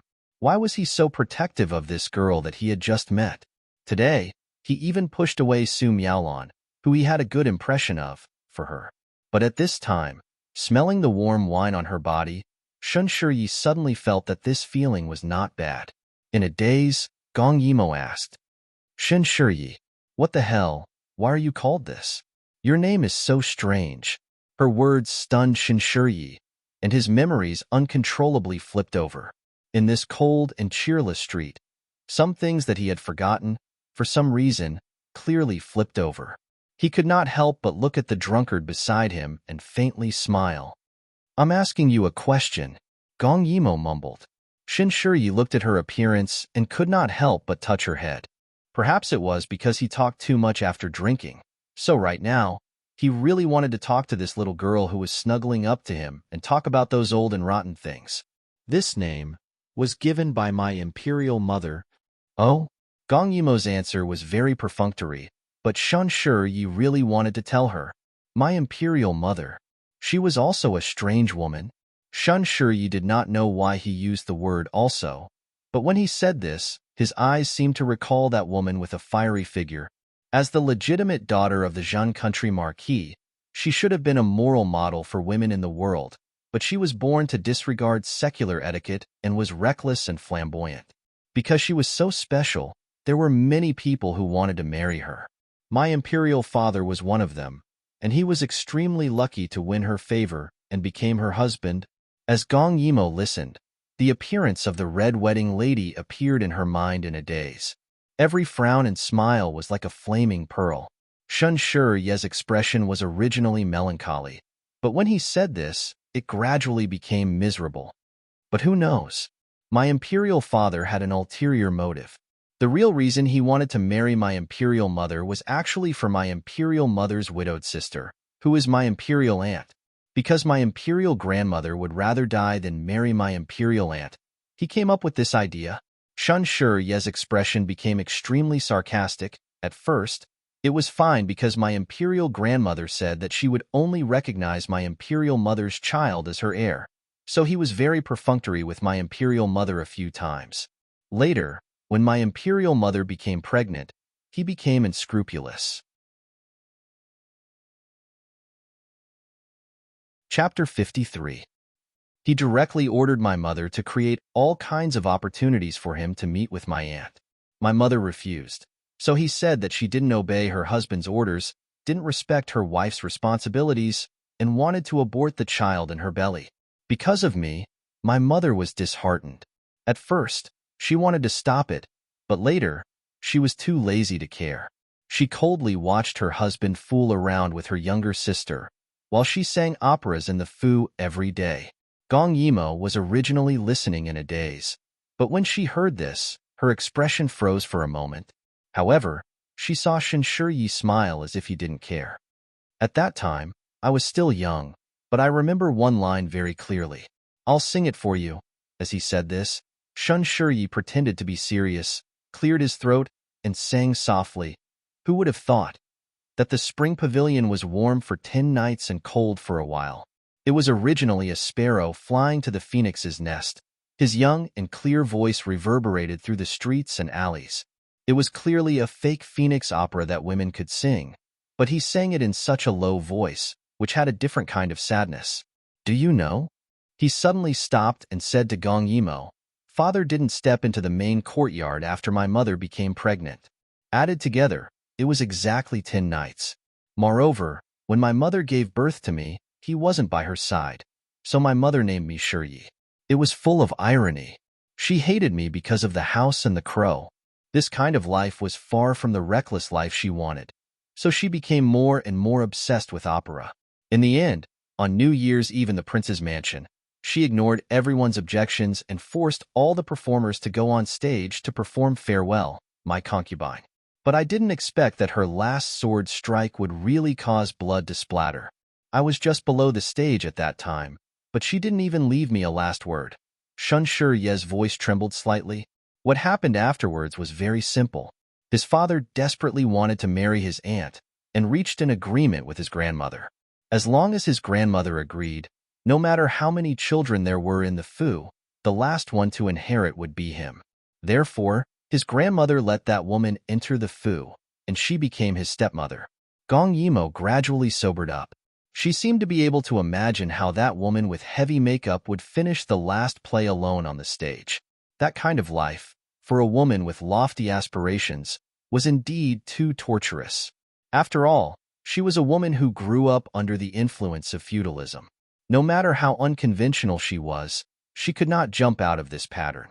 Gong Yimo rubbed his swollen head as he sensed the deep sorrow emanating from the big boy beside him. Suddenly, he sneakily moved his face forward as he winked and smiled. "Singing? I can't sing, but I can dance. Do you want to watch?" Shun Yi was originally immersed in pessimism, but when he heard Gong Yimo's words, he couldn't help but look at her flat little body and chuckled. "Dance? You?" "Yeah." Gong Yimo jumped a little further away, then gracefully turned around and raised her head. She thought her movements were very elegant and graceful. She was wearing the simplest training clothes, but because she was drunk, her simple turn made her stagger. That funny appearance inexplicably made Shun Ye's mood better. "Look at you. Could it be that you want to play a drunken stupor for this young master? Don't ruin this young master's eyes." When Gong Yimo heard this, she looked at him with a pair of unconvinced eyes. She was not sober and was just foolishly muttering to herself, "When I dance, even Father Emperor and the others have never seen me. Heavens, you're simply too lucky." Shun Yi couldn't help but laugh. "I've never seen such a boastful person. Fine, if you want to dance, then dance." If you don't dance well, this young master won't blame you at most. Hearing him say this, Gong Yimo smiled with satisfaction and took a step further away. At this time, they were standing on a spacious street. Beneath their feet were bluestone slabs, and on both sides were tightly closed shops. There was also the sound of a night watchman shouting from afar, and Shun Shiyi was sitting on the stone steps in front of someone's door, looking at her. He wanted to enjoy this honor that even an emperor didn't have. Gong Yimo pulled open the hairband on her head and danced the most common sacrificial dance in this space-time, He Ching Tian. The evening wind lifted her long hair. She had lived like a princess in this life, so her black hair was soft and shiny. As her body spun, it fluttered and tangled together, disturbing people's hearts. Perhaps it was because she practiced martial arts, but she could easily perform those difficult movements. Or perhaps it was because she was drunk, but the originally elegant and dignified dance steps were performed with more confidence and freedom at this time. This was a group dance that Gong Yimo had seen during a sacrifice to the heavens. Because of the unique movements, she firmly remembered the mysterious and ancient style. But it was still very strenuous for her to imitate. Although she remembered most of the movements, there were still many places where she couldn't connect. She danced randomly in the blurry places, but she didn't care. The more she danced, the more she enjoyed herself. The sacrificial dance was originally sacred and without any beauty. But in Shun Shiyi's eyes, this was the most beautiful dance he had ever seen. There was no other dance that could compare. Gong Yimo danced energetically, but the alcohol got to her head, and her body became more and more uncontrollable. Finally, she turned around, but her left foot tripped over her right foot, and she fell straight forward. Shun Shiyi almost reflexively rushed over to catch her and hugged her tightly. The girl's body fragrance and warmth formed a clear consciousness in his mind for the first time. Gong Yimo raised her head, and the warm smell of alcohol blew on Shun Shiyi's face. He didn't dislike it, but said, "What a drunkard. Fortunately, you met this young master." Yimo suddenly muttered a few words from the side. Shun Shiyi, what? You have to be careful of your stepmother. Gong Yimo half leaned in his arms, her divine sense unclear. If one day, you encounter danger. No place to go. You can trust me. She said it vaguely, but Shun Shiyi heard it clearly. His pair of bright eyes stared at her without blinking, but his heart was unprecedentedly warm. The world only saw the glory in front of others. Who knew that he couldn't trust anyone behind the scenes, and he was bitterly struggling. Only this little girl, who he had only known for a short time, wanted him to trust her in this kind of situation. Shun Shiyi's arrogant expression couldn't help but soften. He couldn't help but pinch Gong Yimo's tender little face. No wonder she liked it. It felt really good. Stinky girl. Humph. Your words, this young master. I will remember. What are you doing? Just as Shun Shiyi was about to take Gong Yimo back to rest, an angry voice came. Gong Yimo was already sleeping like a log, and her breathing was very even on Shun Shiyi's neck. He raised his head, and at the end of the street, a man wearing a black robe with a golden crown was angrily glaring at him. He was panting slightly, and his bun was slightly sharp. At this time, there was no servant behind him, but Shun Shiyi still recognized him. Yo, isn't this His Highness the Crown Prince? He hugged Gong Yimo even tighter, and his face had a fearless smile. It's so late, and the Crown Prince is here. It's really strange. Chapter 54. Gong Che adjusted his breathing, but he couldn't move his eyes away from that little figure. At this time, his heart was filled with anger, but his mouth could still be considered gentle when he spoke. I asked the heir to return Imperial Sister to this one. Shun Shiyi's fingers tightened. If I remember correctly, she no longer has any relationship with your highness. Now, she is this young master's friend. Shun Shiyi had always been overbearing. Not to mention the crown prince who couldn't even protect himself. He had even choked the emperor in the past. Gong Che smiled. At this time, his breathing had stabilized and his smile was as gentle as ever. But under the moonlight, it looked cold. No matter what Imperial Father does, The blood flowing in her body is the Gong family's. She is this one's biological sister, so this one will naturally take care of her. Do you want her to live alone in a strange man's house? Although she is still young, in the end, it will still affect her reputation. His words were reasonable. No matter what, Gong Yimo staying with the crown prince was far more justified than staying with him, even if it was for the sake of her reputation. Thinking like this, Shun Shi Ye's jade face became very unsightly. Gong Che had already walked in front of him step by step and could clearly see the little girl in his arms. At this time, she closed her eyes and looked a bit like a little girl. She slept very deeply, and the rich fragrance of wine couldn't disperse. Gong Che's expression softened, but when he looked at Shun Shi, his eyes suddenly became sharp. You actually took her to drink?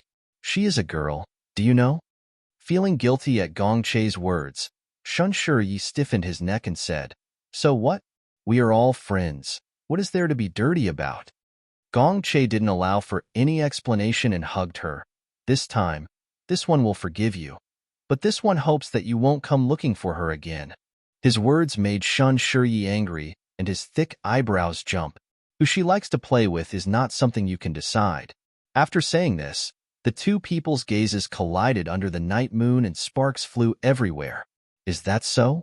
Gong Che sneered and didn't want to be entangled any further. He picked up Gong Yimo and said to Shun Shi with a calm and indifferent expression, Forget it. I still have to thank Shitzi for taking care of my little sister these past 2 days. This one will visit another day to thank you. Feeling the emptiness in his arms, Shun Shi disdainfully pursed his lips. If it was you, you wouldn't have come. Gong Che didn't bother with him. He turned around and left. Shun Shi looked at their departing backs. For the first time, he felt as if he had lost something. He was very unhappy. As for Gong Che, who was hugging Gong Yimo, he felt his heart finally calm down. God knows, Gong Yimo disappeared without a trace the moment she entered the world. He was really afraid that he would never see her again. Fortunately, she was still in the capital and by his side. Today, he received news that she was invited to a private banquet at a manor in the suburbs. After he finished dealing with the matters at hand, he went out to look for her. He was also afraid that it would affect her negatively, so he didn't bring a single person. When he hurried over, the banquet's host, the one known as the #1 beauty in the capital, Su Miaolan, said that she was drunk and left with a man. He didn't know where they went, so he was almost driven crazy. Later, a youth told him that Gong Yimo left with Shun Shi because she was now staying in Shun Shi's manor. Only then did Gong Che breathe a sigh of relief.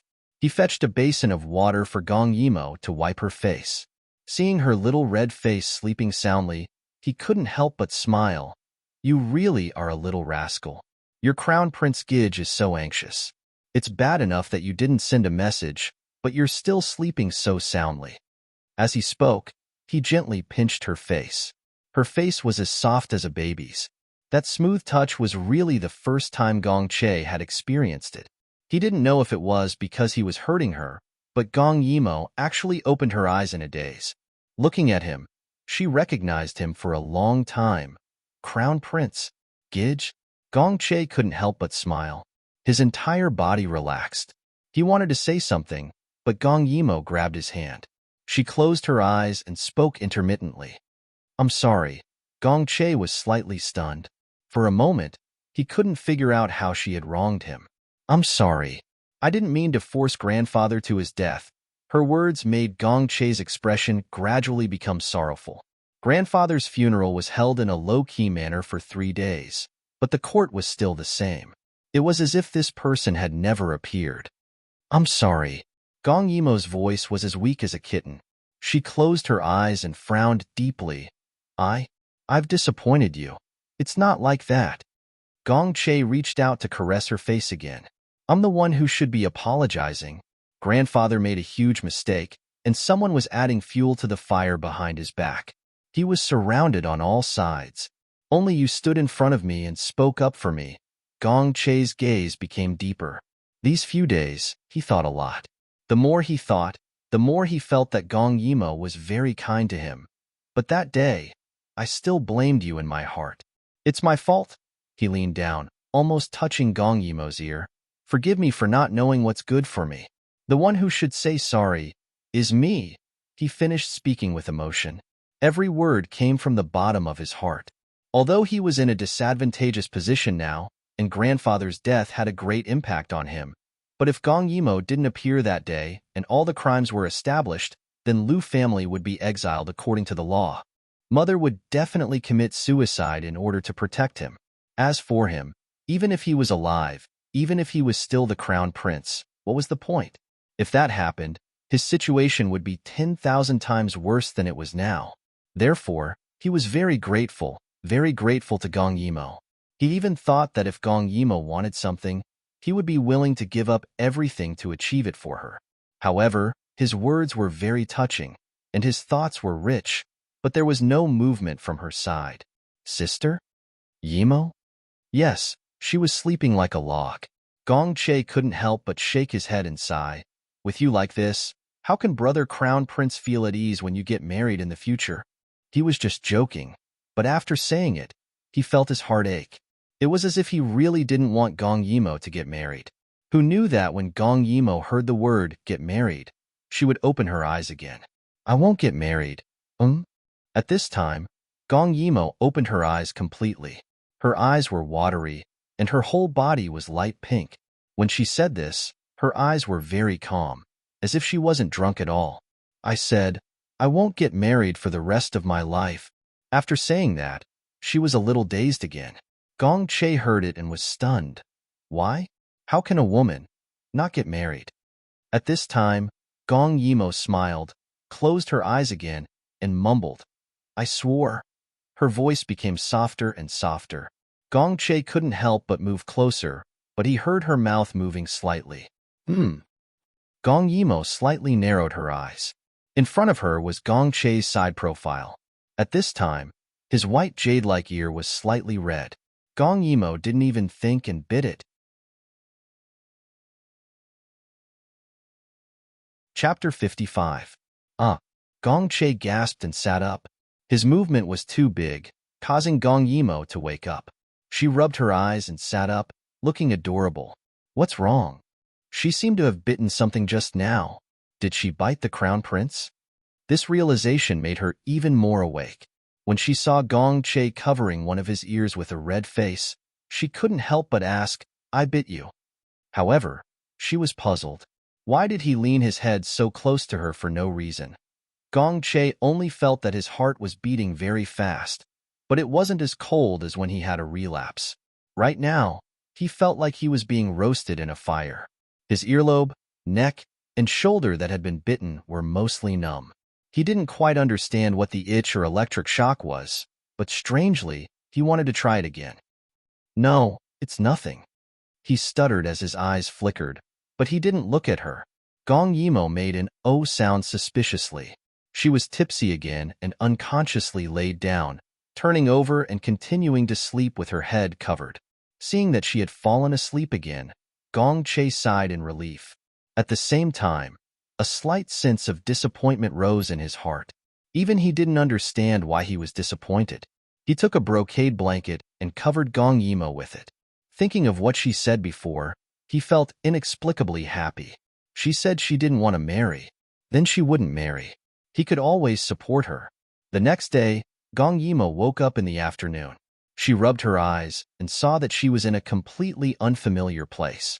From the decorations, this was a place where a man lived. Miss, you're awake? The person who came opened the curtain was pleasantly surprised. She put down the basin in her hand and walked over. Seeing her, Gong Yimo knew where she was. The girl in front of her was Gong Che's servant who was highly valued. She seemed to be called Lien Xiang. Gong Yimo blinked. Where's His Highness the Crown Prince? Now that their statuses were different, in front of outsiders, she couldn't keep calling him Big Brother Crown Prince.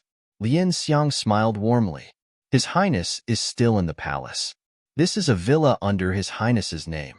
Miss, please feel free to stay here. Gong Yimo nodded.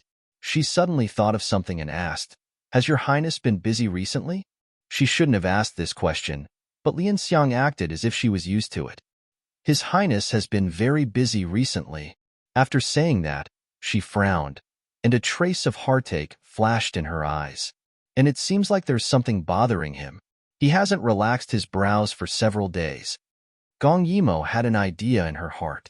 Last time, those people had already given themselves away after their attack failed. They were afraid that the Empress would counterattack after she recovered. Therefore, recently, they must have shed all pretense of cordiality and came up with countless schemes. Sure enough, Gong Yimo did not see Gong Che's shadow in the evening. Lien Xiang saw her constantly looking outside and couldn't help but comfort her. "Miss, there's no need to be too worried. Perhaps His Highness is busy with government affairs today, so he's staying in the Eastern Palace." Gong Yimo looked out the window. "I'm not worried about that." "That's right. The Liu family is a large aristocratic family. Where is their fief in Dayu State?" Her sudden question made Lien Xiang feel a little strange. She thought for a moment. The Liu family's hereditary fief is in the area south of Yulo. The Liu family's ancestors are all enshrined in Yulo. Gong Yimo nodded, indicating that she understood. In her previous life, when she met Gong Che, he already had nothing. Now that he had an external family, she could make good use of it. Gong Yimo originally wanted to wait for Gong Che to return to eat together, but after waiting for a long time and not seeing him, she prepared to eat alone. At this moment, Lien Xiang hurried over. "Miss, bad news. Her Highness the Empress has been accused of murdering the imperial heir. Now that there's conclusive evidence, she's awaiting punishment. And His Highness is pleading for leniency in Zhaoyang Hall." Imperial Father. Gong Che knelt in Zhaoyang Hall. In recent days, he had been dealt with one blow after another. First, it was his grandfather's accident. Now, it was his mother. The emperor sat high on the dragon throne and sneered. "What else do you have to say?" Gong Che kowtowed deeply. "Imperial Father, this son knows that Imperial Mother was wrong to attack other pregnant concubines for this son's sake. But in this harem, how many people are clean? Imperial Father, Imperial Mother has been married to you for so many years. Even if she didn't make any contributions, she still worked hard. Imperial Father, please give her a way out. Don't abolish her." With the dragon crown on his head, Emperor Chong looked down at him coldly. He casually threw the evidence presented by others in front of him for him to see. "Why should Jin listen to you? She harmed a prince and even attacked a pregnant woman. The Empress has lost her virtue as a woman. She has a heart as poisonous as a scorpion. Do you have any objections?" Gong Che was very clear in his heart that under the joint attack of the other party and the fact that Imperial Mother had indeed made a mistake, there was no possibility of a comeback. But as a son, how could he sit by and do nothing? He straightened up and faced the Emperor directly. "Imperial Father, in the end, Imperial Mother did this for this son to protect the position of Crown Prince." After saying that, he laughed self-deprecatingly and bowed again. Just like in recent days, the court is in turmoil every day. Now, even the old matters from more than 10 years ago can be vividly displayed in front of people. It's also for this son's position as Crown Prince. So, why don't Imperial Father appoint another Crown Prince? I only beg Imperial Father to let Imperial Mother off this time. His words made Emperor Chong burst into laughter. Gong Che was right. All of this was for the position of Crown Prince. And he had enough of this during this period of time. Those people who schemed all day long. If they could use their power to curry favor for the sake of the country and the people, then how could Dayu State not prosper? No need to say more. Emperor Chong's expression was cold as he made up his mind. The Empress has lost her virtue. She is grounded in Feng Qi Palace and awaits her punishment. As for you, Emperor Chong touched his chin and suddenly smiled. So what if he's the Crown Prince? Will the Crown Prince inherit Jun's position? When he said this, no one present dared to answer, but they all tensed up. He smiled again and said, "What I want in order to conquer this great country is a successor who can lead my great you to the peak, not some Crown Prince." His words made Gong Che's face turn white. A deep sense of humiliation and the feeling of being played almost knocked him down. If the position of Crown Prince was nothing, then Imperial Mother's years of suffering and the Liu family's efforts were like a joke. Changshi was the only one who could speak at this time. He frowned slightly. "Your Majesty, this is not appropriate. Appointing the crown prince is a rule since ancient times. If you say this, if the aristocratic families follow suit and don't distinguish between the young and the old, won't it be chaotic?" Emperor Chong snorted coldly. Appointing the crown prince is a mistake in an ordinary family. Even if it's wrong, it's just a mistake. But for the emperor, once he's wrong, it's a mistake that will affect the whole world. Emperor Chong seemed to have this idea long ago, but only now did he put it into practice. He frowned and said in a deep voice, "Zhen wants to let those people know. Instead of playing tricks in front of Zhen and killing each other, it's better to do something to gain the recognition of the world. Zhen is not a pedantic person. Zhen will give everyone a chance. If Zhen's son can beat Zhen, that will be the greatest blessing in Zhen's life." After saying this, he looked at the pale Gong Che again and said, "You too. The throne is for the capable."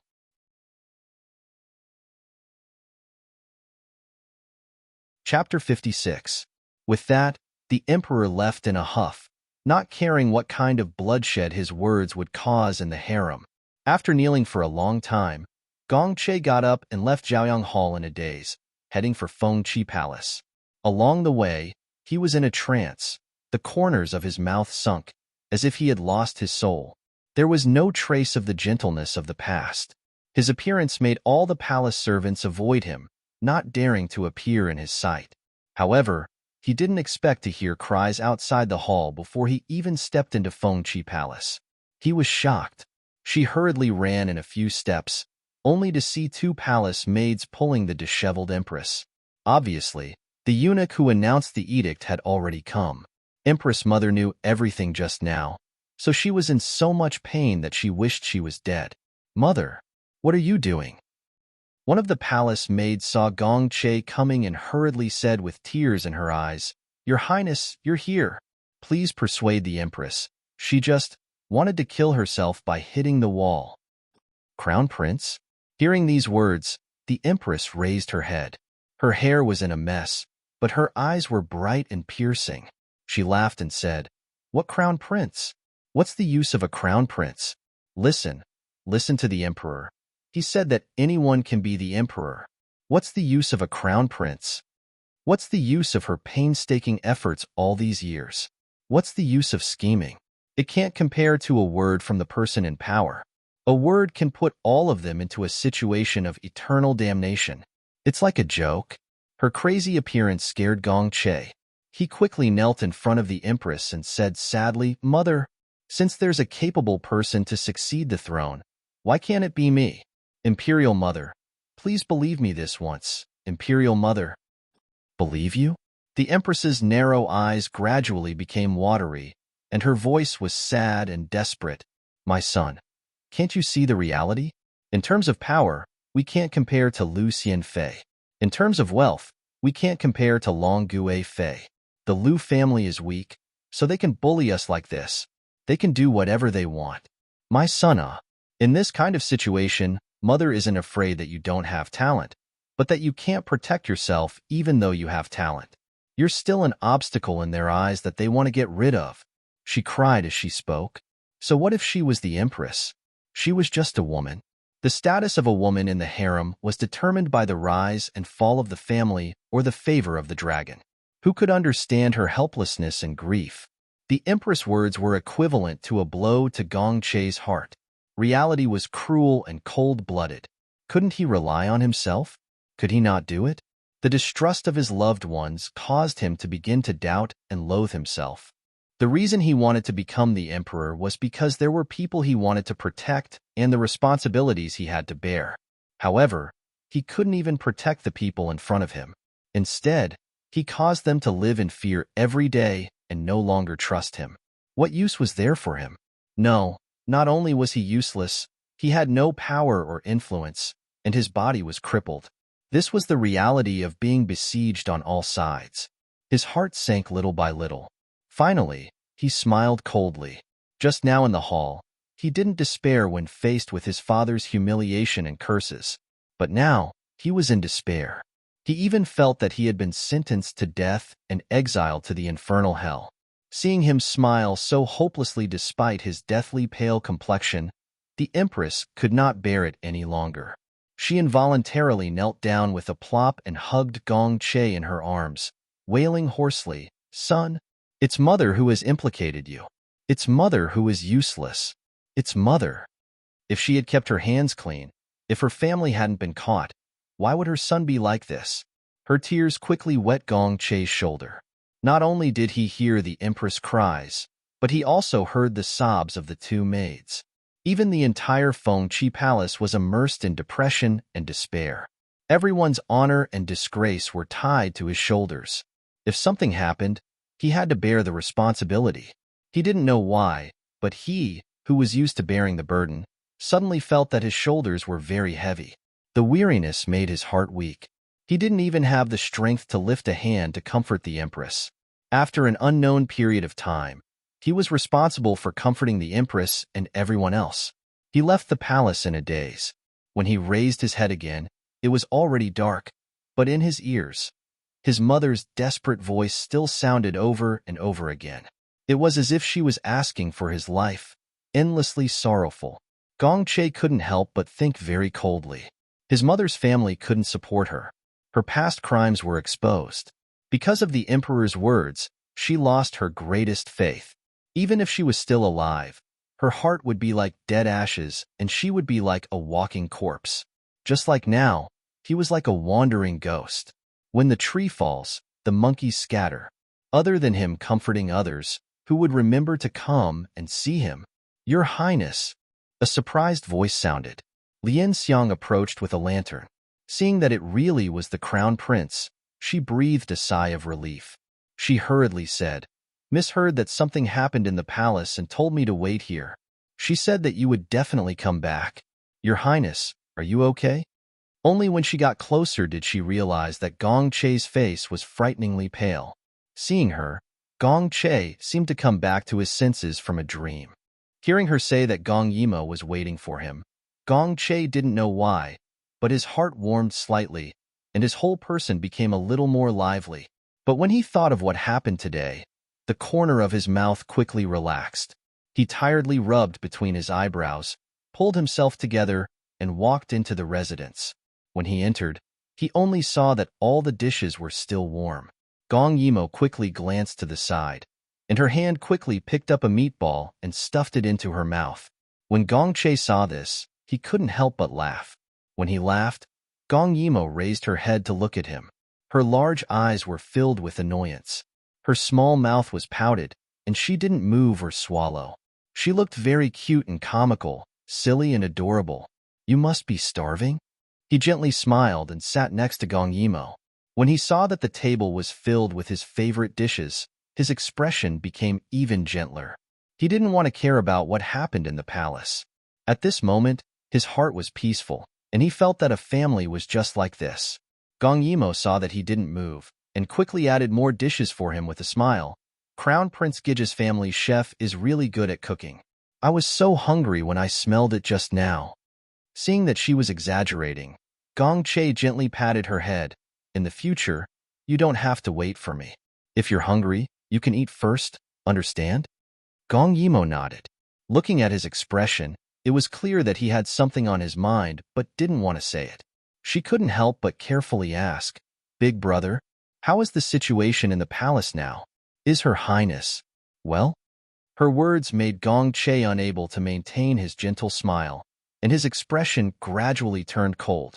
But not saying it wouldn't solve the problem, so Gong Yimo gently held his hand. "What is it that you can't even tell me?" As she said this, she lightly pouted and shamelessly acted coquettishly. Gong Che smiled bitterly, feeling the warmth from the other's hand. He didn't want Gong Yimo to worry, so he tried to simplify the matter. Chapter 57. More than 10 years ago, Imperial Mother hurt several pregnant concubines for me. At that time, it was suppressed, but now there is concrete evidence against her. He only talked about his Imperial Mother and did not talk about himself at all. Gong Yimo frowned slightly. He was really a pig-like teammate. How could he be such a burden? Or could it be that the Empress could not escape from suicide, even if she changed her path? Then how will His Majesty deal with the Empress? Gong Che sighed deeply, but still forced a smile. I want to plead for leniency today. Imperial father put imperial mother in confinement. As for what punishment he will give, I don't know yet. Gong Yimo heard this and couldn't help but reach out to touch Gong Che's swollen forehead. He no longer called himself Gu in front of her, but really treated her as his younger sister, a confidant. It can't be that simple, right? Gong Yimo said worriedly. Imperial father is not so easy to talk to, and he has always been decisive. Why did he delay this sentence? Brother Crown Prince, what did you do? Or, what did His Majesty do? His Majesty. Gong Che couldn't help but think of the Emperor's indifferent look when he looked at him in the palace hall. That sentence was even more unbearable than directly stripping him of the position of Crown Prince. He curled his lips, trying to make himself look not sad, but he didn't know that his smile was more miserable than not smiling. Because Imperial Father felt that the disputes in recent days were all caused by the position of Crown Prince, when he said this, although there was a smile on his lips, his starry eyes finally dimmed and no longer had the light. So Imperial Father said that the position of Emperor should be inherited by the capable. No matter who the Crown Prince is, he will give them all a chance and treat them equally. It still came. In the previous life, because of this decision, the competition between the princes could be said to be unprecedented. It was chaos. But Gong Sheng always sat high up in the fishing platform and did not make any comments. However, his actions still brought about positive benefits. Many princes had put in a lot of hard work for their political achievements, which had also benefited many people. However, this was a disaster for the Crown Prince. At this moment, she looked at Gong Che. Seeing her sad expression, Gong Che comforted her. It's okay. Father's actions are for the sake of the world. He's right. If a family chooses the wrong head, it will only harm the family. But if a country chooses the wrong ruler, it will harm the world. He's right. He's right. Gong Che explained with a smile. No one knew if he was trying to convince himself or Gong Yimo. Gong Yimo could feel his cold and trembling hand under her palm, but he still maintained a smile to comfort her. He was only 16 years old. In Gong Yimo's era, he was still a child. But here, he was already able to shoulder all the responsibilities with his young shoulders. It's just that his power and wealth could not be compared to Lu Xianfei and Longue Fei's son. Now, even the position of Crown Prince that he fought so hard for has become dispensable. It can be said that everyone around him, including his more than 10 years of hard work, had turned into bubbles in an instant. He was the object of everyone's expectations, but now he was hit to this point. It can be said that the pressure, guilt, and pain on him was no less than the Empress. But he still had to comfort the Empress, comfort himself, and comfort the Lu family. The Empress could still cry, she could still make a fuss, she could even commit suicide, but he could not. Gong Yimo raised her hand and touched his face. Gong Che was stunned and smiled. What's wrong? If you don't want to smile, then don't smile, Gong Yimo murmured. Her words made Gong Che's smiling face stiffen. She stood up, walked over and gently hugged his head. Are you sad? Do you want to cry? If you want to cry, you can cry, in my arms, no one can see. Gong Che sat on the chair with his head held by her. Finally, he smiled. What are you saying? Why would I want to cry? Gong Yimo had already hugged his head and gently patted his shoulder. It's okay if you don't want to cry. Just close your eyes and rest. She was like coaxing a child, gently patting his back. Her gentle fragrance wrapped Gong Che, so soft and tolerant that Gong Che could not help but slowly hug Gong Yimo, burying his head deep into her arms. He was so tired. He did not want to be the Crown Prince anymore, but he had to be the Crown Prince. But one day, when the Crown Prince became dispensable, he really did not know what else he could do. For more than 10 years, how could he repay his family's earnest hope? He felt as if his entire body was being burned in a raging fire. It was clear that his family had done something wrong, but he did not even have the right to blame them. Everyone made mistakes in the name of him, so he could only stand up and bear all of it. But what could he do? He also wanted to cry like Imperial Mother. He also wanted to disregard everything to complain about Imperial Father's favoritism, or for himself, to complain once. Feeling the slight wetness on his chest, Gong Che suppressed himself. Even if he wanted to cry, he did not make a single sound. Gong Yimo could not help but think that in her previous life, she was also in the wrong. She only asked for what she deserved after she put in so much effort. She was strong and did not know how to be considerate. So, Gong Che did not like her. Even if he did not like her, he should not have thrown her away after making use of her. But today, Gong Yimo decided to forgive him. Gong Che, I won't bicker with you about the emotional issues from my previous life. In this life, I'll obediently be your younger sister and do my best for you. I only hope that you'll truly be a benevolent and good emperor. It can also be considered as atonement for the slaughter I committed in my previous life. But this time, you must not disappoint me again. The next day, when Gong Che woke up, he raised his head and found himself in his own room. He could not help but narrow his eyes and think about what happened yesterday. Yesterday's final. Scene after scene, Gong Yimo's embrace and comfort, and him, after crying, he fell asleep in her arms. Gong Che's jade face turned red. In the end, he was only 16 years old.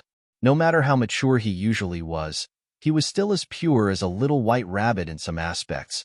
He could not help but toss and turn on the bed, tossing and turning. He wished that he could forget everything that happened last night. How could there be such a stain in his life? And it was his most beloved sister. What was wrong with this world? The person who cried in his sister's arms last night was definitely not him. When Gong Yimo came in, she saw Gong Che's frantic look. What's wrong? When he heard her voice, Gong Che's face turned from red to purple, and his heart beat even faster. He was about to have a relapse, right? He must have a relapse. Gong Yimo did not care about his volcanic thoughts. She twisted the handkerchief and handed it to Gong Che. Gong Che took it numbly and wiped his face. The entire process was like falling into a fog. Seeing him like this, Gong Yimo could not help but secretly laugh. No matter how grand and domineering they would become in the future, they were still young now.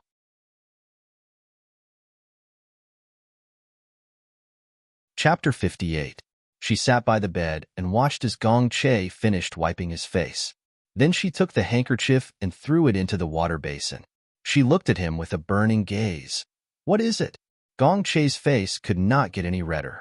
Originally, he should not be so pure. After all, the princes could get married on the 15th. But because it was not easy for him to be the crown prince, he did not have a high or low position in choosing a wife, so it was delayed. That was why he was like this. Gong Yimo really wanted to pinch his face, but she stopped herself. She coughed and said with a serious expression, It's like this.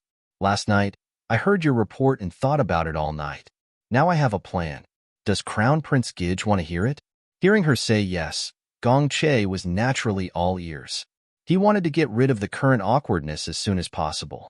Gong Yimo did not detect his little thoughts and continued with a smile. Since the Empress has made a mistake and the evidence is conclusive, she should be punished.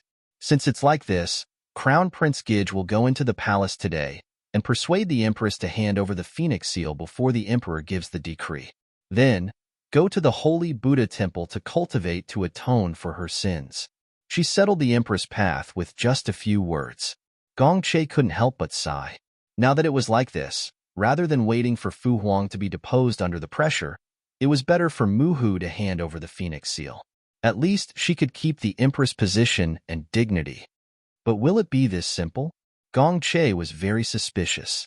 The other side not only wanted to pull Mu Hu down, they were also targeting him. If they failed this time, there would be a next time. Naturally, it won't be this simple. Gong Yimo sat by his bed with narrowed eyes. Her 2 feet unconsciously swayed. Today, she had a string of small bells tied to her feet. When she moved, the jingling sounds were very pleasant. She touched her face and slowly threw out an earth-shattering sentence. Crown Prince Gidge, after persuading the Empress, you should also leave the capital. Gong Che slightly opened his eyes and subconsciously said, Imperial Mother will not agree.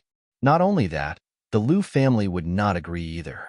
This was because the greatest benefit of being the crown prince was that he could stay in the palace and learn from the emperor. He could come into contact with political affairs early on, and when the emperor was not around, he could handle the court affairs on behalf of the emperor.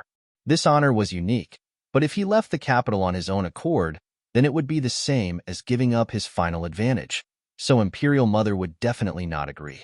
Gong Yimo said seriously, "Brother Crown Prince, have you forgotten? Yesterday, His Majesty's meaning was very clear. Use your political achievements to prove your strength.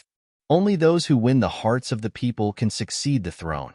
Then, if you don't even leave the capital, how can you fight with the other brothers?" Her words made Gong Che ponder deeply. The main reason was that such a thing had never happened before, so he was still controlled by inertia and did not think too far ahead.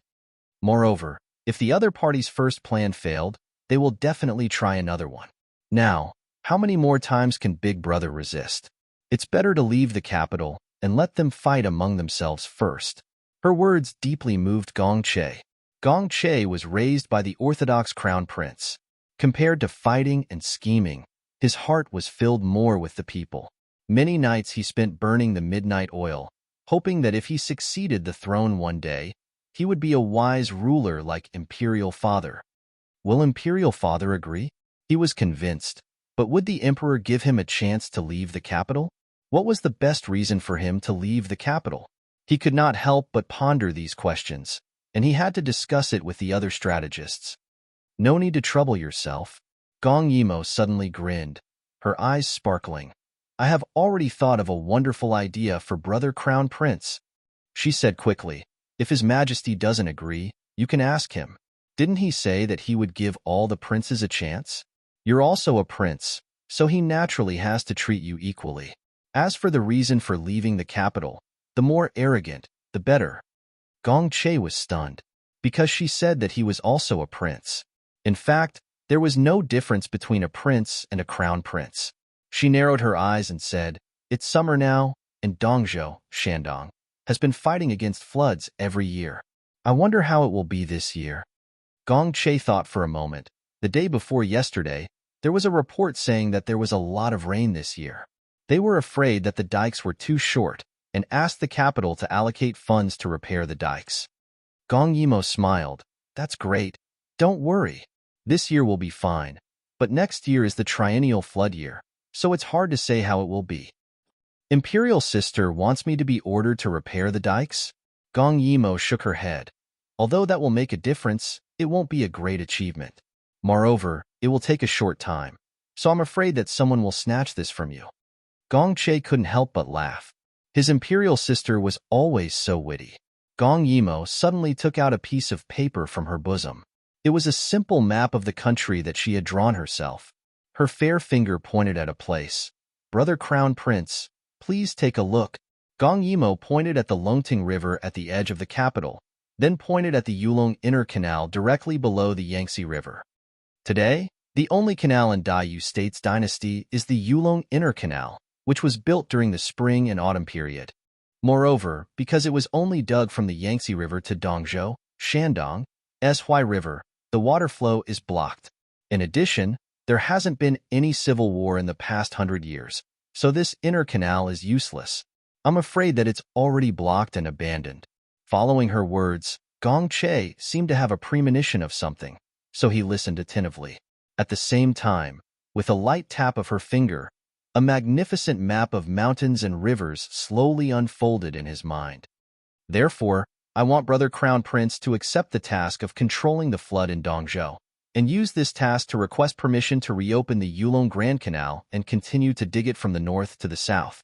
The canal will go up from the Huai River, through the various waterways of the Huanglong, Yellow River, and finally connect it to the Longting River in the capital, forming a straight line from north to south." Her words contained too much information, so much that Gong Che's heart trembled. He couldn't help but think carefully for a long time before replying. "If all the canals are connected, in terms of topography, won't the water flow be diverted to one place? That way, the pressure in the middle and lower reaches of the Yangtze River will multiply. Wouldn't this cure Dongzhou but bring disaster to the south?" Gong Yimo stroked her chin and said with a profound look, "Water is alive. As long as it's channeled thoroughly, it won't become a disaster. The reason for the flood in Dongzhou is that the Huanglong Waterway and the Yulong Inner Canal are blocked, so the water can't flow to other places, causing the dam to overflow. The second reason is that the riverbed is too high. However, when you rebuild the inner canal, you have to widen the channel, so this problem will be easily solved. Moreover, there are many waterways in the south. After the water is channeled into the Yangtze River, it will be dispersed through these waterways. It can be said that if one is solved, all will be solved. Finally, it will flow into the sea. As long as you manage it well, it won't be a pipe dream to solve the flood once and for all. Following her words, a road from the south to the north seemed to appear in Gong Che's mind.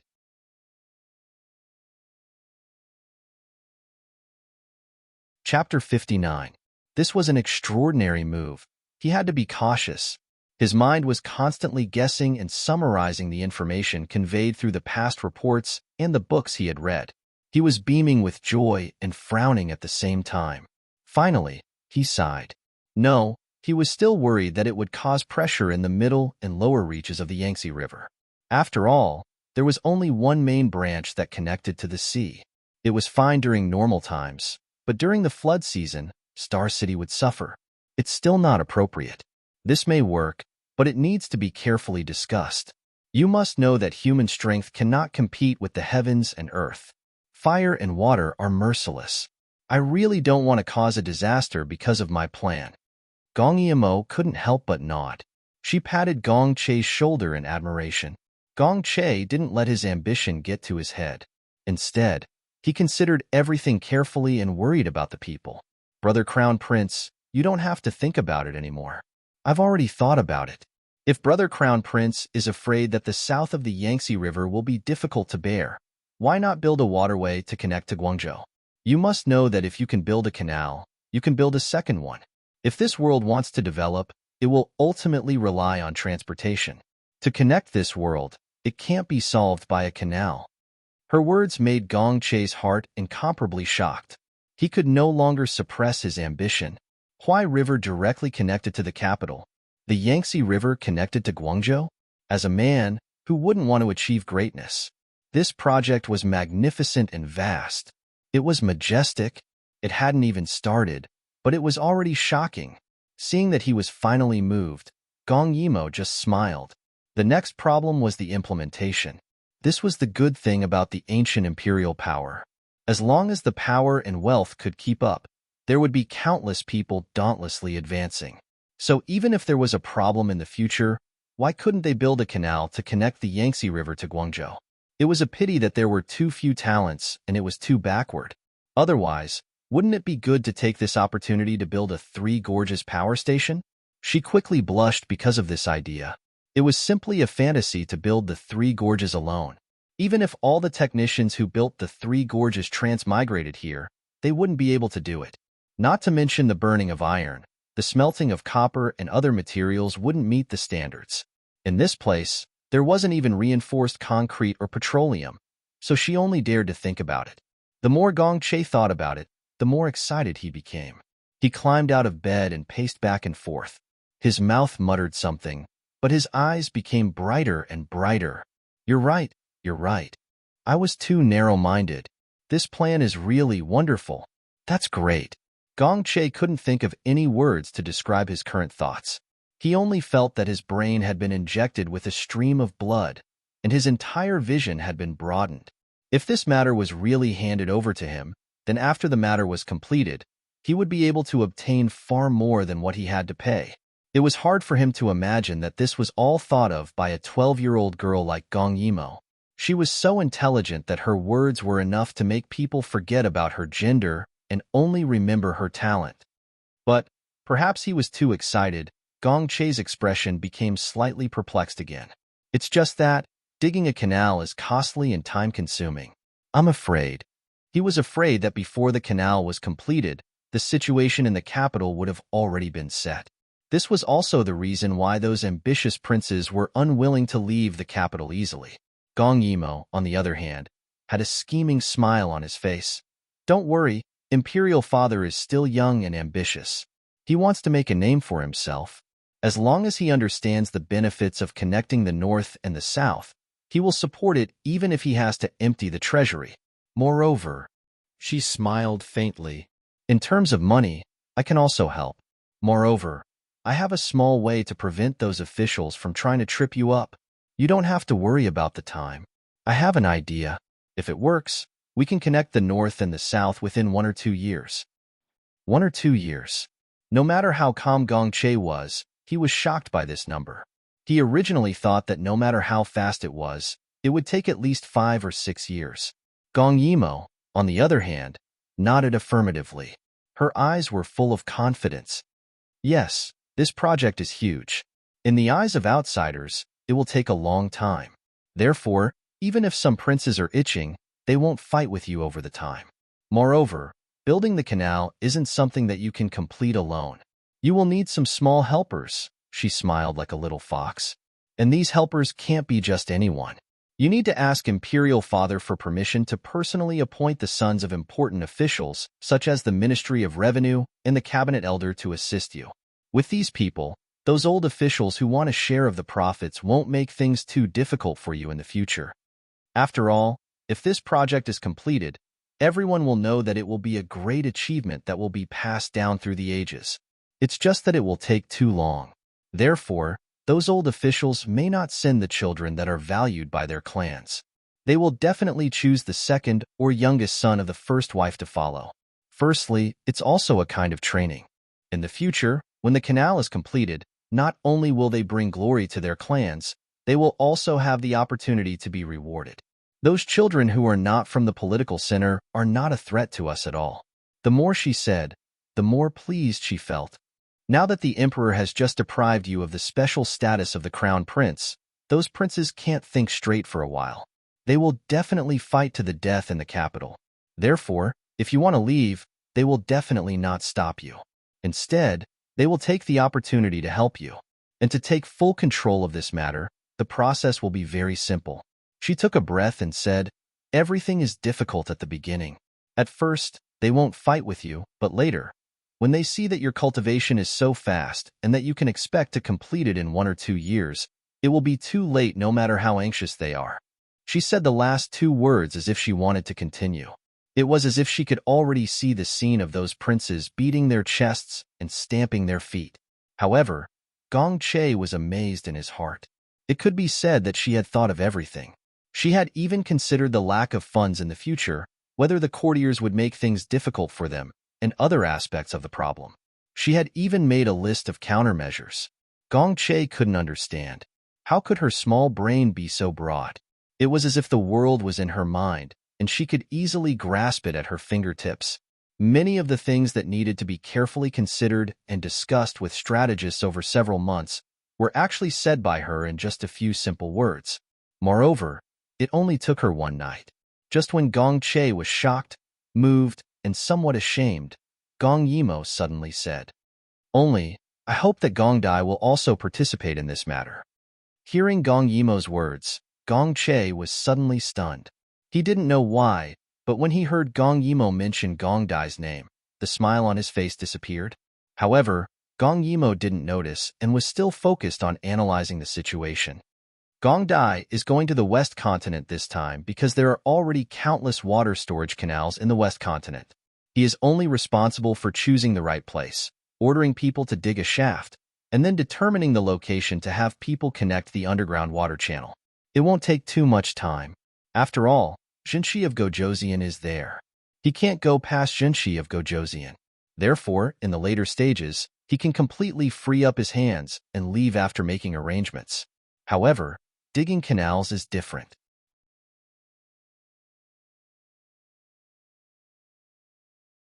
Chapter 60. Gong Yimo analyzed the situation one by one. In the beginning, even with father's full support, because of the need to recruit laborers and corvées, everyone will think that every step will be difficult. But if we use my method, after a year, they will become alert and ponder the benefits. Those who hear the news will definitely want a piece of the pie. When that time comes, even if the ministers don't stop us for the sake of their children, it's hard to say what the princes will do. She didn't speak quickly, but her words were clear and logical, and every word hit the nail on the head. Instead of waiting for others to come, it's better to share it with Gong Dai. This is one of the conditions for my full support.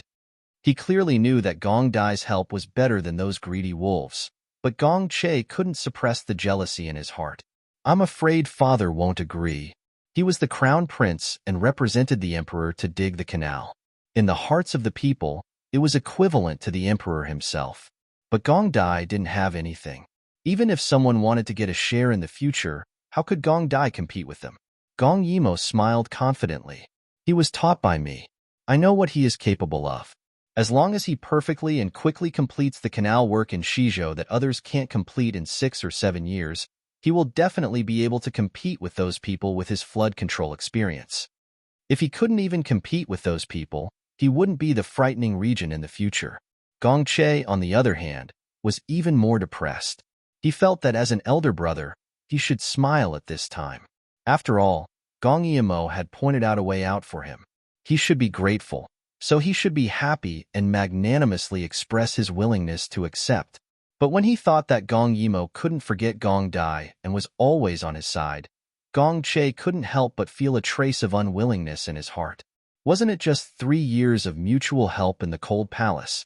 Why couldn't he compete? Gong Yimo naturally didn't know what Gong Che was thinking. Seeing him deep in thought, she thought he was considering the details. Her purpose was naturally more than that. Her little head was spinning fast. All the rules and regulations were laid out one by one. The pros and cons were clear at a glance. First of all, Gong Che would definitely benefit a lot from this matter. After all, Gong Che's maternal family, the Liu family, was also in the south. They were also a large aristocratic family. Once they left the capital, the power of these large families would be displayed. With the help of the Liu family, once the communication between the north and south was established, the emperor's regional power would be strengthened.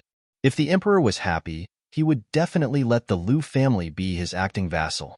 Not to mention, once the communication between the north and south was established, the Liu family would be able to gain a lot of benefits through the canal. Moreover, the children of those ministers followed Gong Che. Although they didn't know anything, they had a high status and had been polished several times. They were also of help to Gong Che. This was only a benefit for Gong Che. What about herself? Gong Yimo's eyes flashed, and the corner of his mouth involuntarily revealed a victorious smile. She was the one who had the earliest advantage, and the one who had the most right to speak. The shops in her hands were only in the capital and could no longer satisfy her needs. If she could follow the canal and expand her business all the way to the south, it wouldn't be impossible. Most importantly, she could use Gong Che's merit in opening the canal to ask the emperor for the right to transport goods before anyone could react. Even if she couldn't monopolize it, her trading fleet would have to be legal. If the Grand Canal was filled with her trading ships, she didn't dare to think about the benefits behind it. Water could make money. As long as she had the right to speak, then whether it was transporting goods, carrying passengers, or even smuggling, she would be able to gain a large portion of the benefits. Gong Yimo thought of this and slowly sighed. Finally, she smiled, revealing her pure white teeth. She had never been a person who killed 2 birds with 1 arrow. What she wanted was to kill more with 1 arrow, the more the better. When Gong Che hurriedly went to see the Empress early in the morning and persuaded the Empress to hand over the phoenix seal to cultivate, unexpectedly, the Empress did not shout to stop him. Instead, she was terrifyingly silent. Gong Che originally had his head down, but seeing that his mother didn't speak for a long time, he raised his head to look. Who would have thought that when he looked, she was actually crying? 2 lines of tears silently fell. Her eyes were sad, but she didn't make a single sound. Mother! He walked a few steps forward and carefully wiped away her tears. However, the Empress' tears were like a broken string of pearls that kept falling. In just a short month, she seemed to have aged a dozen years. Her mind had also become weak and gentle. She was no longer as elegant as she had been in the past. The Empress grabbed Gong Che's hand and raised her head to speak with tears in her eyes. Son, don't worry. Mother will do as you say. Only son, are you really going to give up like this? She had thought that Gong Che asking to repair the canal that might not be finished in 5 or 6 years was because he was disheartened and had already given up on the fight for the throne. Gong Che couldn't help laughing. Thus, He lowered his head and repeated Gong Yimo's words to the Empress. Originally, if his mother knew about this, she would definitely ask if Gong Yimo was really confident, or if she had a way to build the canal so quickly, and so on. Who would have thought that after hearing Gong Che's words, the Empress' eyes would light up? She grabbed Gong Che's hand and anxiously said, "Are you serious? Did Chaoyang Princess really say all of this?" Gong Che nodded and said yes. The Empress suddenly laughed loudly. The Empress' laughter made the palace maids guarding the palace gate feel a wave of fear in their hearts. The Empress, did she finally go crazy because of the continuous blows? Then what should they do? Even Gong Che was a bit afraid. He patted the Empress' shoulder, but he saw the Empress suddenly raise her head to look at him. That gaze made his heart tremble. Good. Good, good. She said good 3 times in a row. If everything Gong Yimo said was true, then when his son returned, there would be no need to worry about not having a chance to turn things around. That would be a great achievement, Good, good. At this time, the Empress was indeed a bit muddle-headed because of the ups and downs, but she still firmly held her son's hand and her face regained its spirit once again. If there was such a good opportunity after leaving the capital, then the Crown Prince's unique privilege of participating in politics was not a rare thing. If all of this is what Chaoyang Princess said, then do it. Son, Mother believes in you. Mother will wait for your return at the sacred Buddha temple. Gong Che felt that it was very strange. He didn't understand why his mother trusted Gong Yimo more than him. Mother, are you not afraid that I will completely lose my power after leaving the capital? The Empress shook her head. Her phoenix eyes once again lit up as she calculated. Although Mother has gone to the temple, the Liu family is still here. Mother will protect the capital for you. Also, since this is what Chaoyang Princess wants, since she said it, she will definitely do it. Saying this, her expression was dignified and she sighed as if a heavy burden had been lifted off her shoulders. That Gong Yimo, she has a benevolent heart and also has the attitude of a hero. She is not an ordinary woman. Son, Mother was blind before.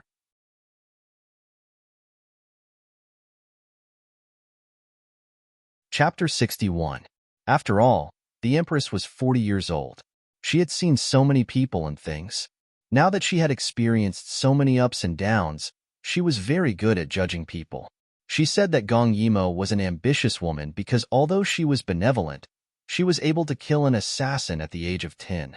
Although she looked harmless, she was full of schemes. She had ambition and dared to put it into practice. If she wasn't an ambitious woman, what was she? When Gong Che heard the Empress' high praise, Gong Che was shocked, but he wasn't dissatisfied at all.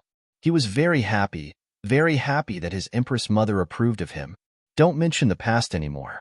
Imperial sister won't mind. When Gong Che thought of Gong Yimo, for some reason, his face became very gentle. Imperial sister, she is indeed a powerful and broad-minded person. When the Empress saw him like this, she didn't know why, but she felt a little uneasy. She hesitated. After a while, she opened her mouth. Son, do you have feelings for that Gong Yimo? She didn't say the last 4 words. She just looked at Gong Che with a thoughtful expression. When Gong Che came back to his senses, he heard, Imperial Mother, what did you just say? Looking at the gentle and confident glow on her son's handsome face, the Empress shook her head evasively. Nothing. There's no time to lose. Imperial Mother will go see your Imperial Father now. It's just that. She looked at Gong Che and wanted to say something, but stopped. It's just that that's your sister.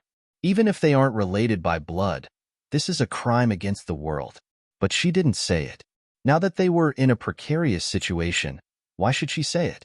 Thinking that he wouldn't be able to see the Empress for a long time, Gong Che stayed with her and said a few more words before finally leaving. The moment he stepped out of Feng Chi Palace, Gong Che looked at the blue sky and white clouds. His heart suddenly filled with infinite joy. He was going to leave.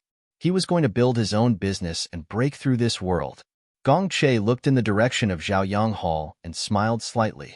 When he came back, he would no longer be controlled by others. The weather in the capital had always been dry and sunny.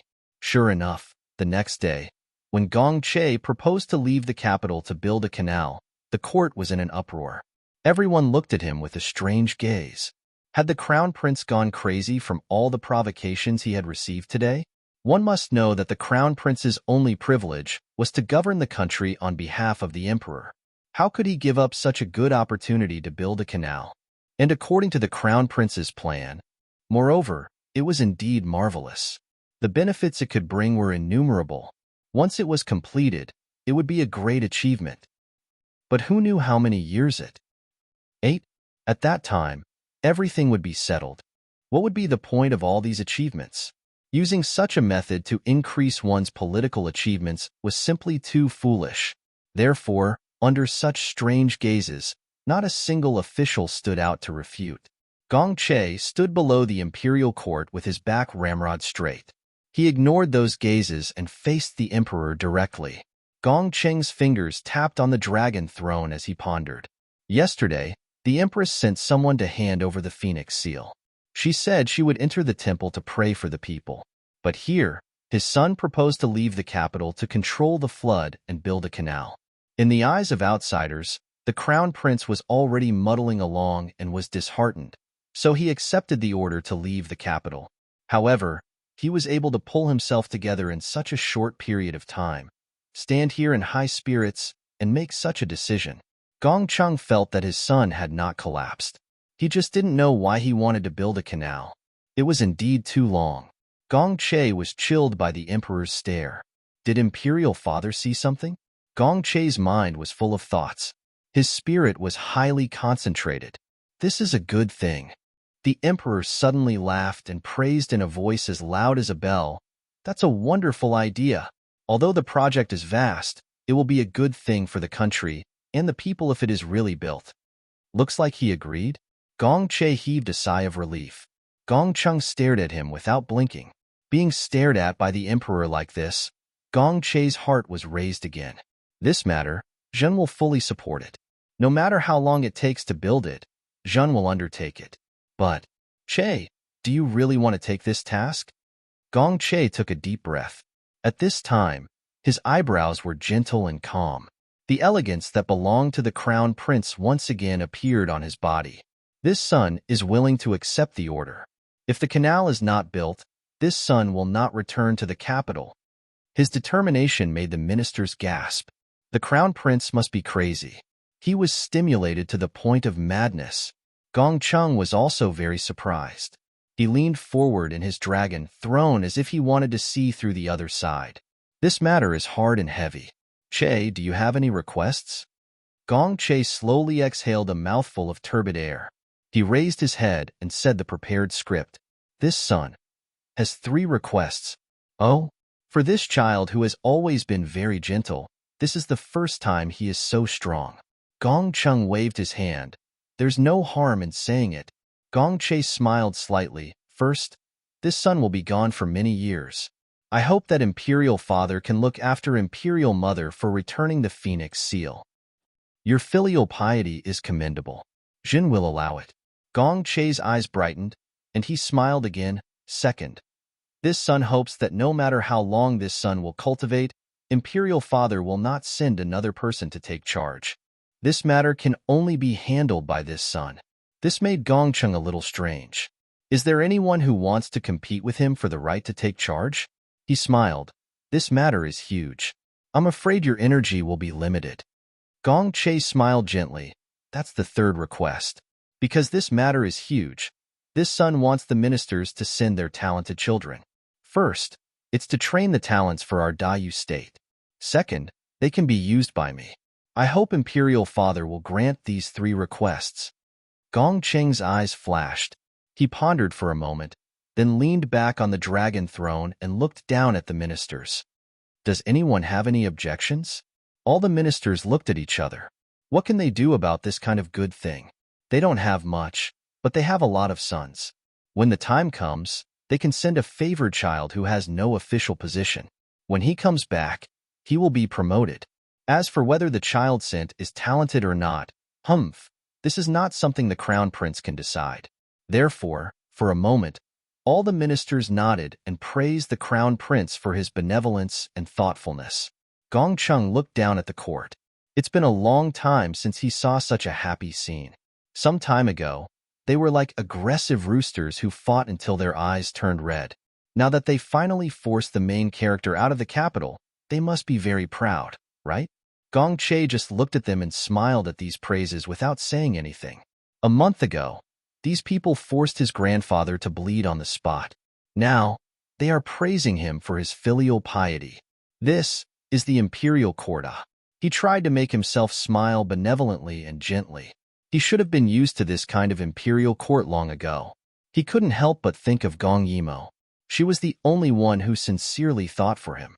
She gave him advice and thought about everything. Gong Che's heart warmed, and he suddenly wanted to go home.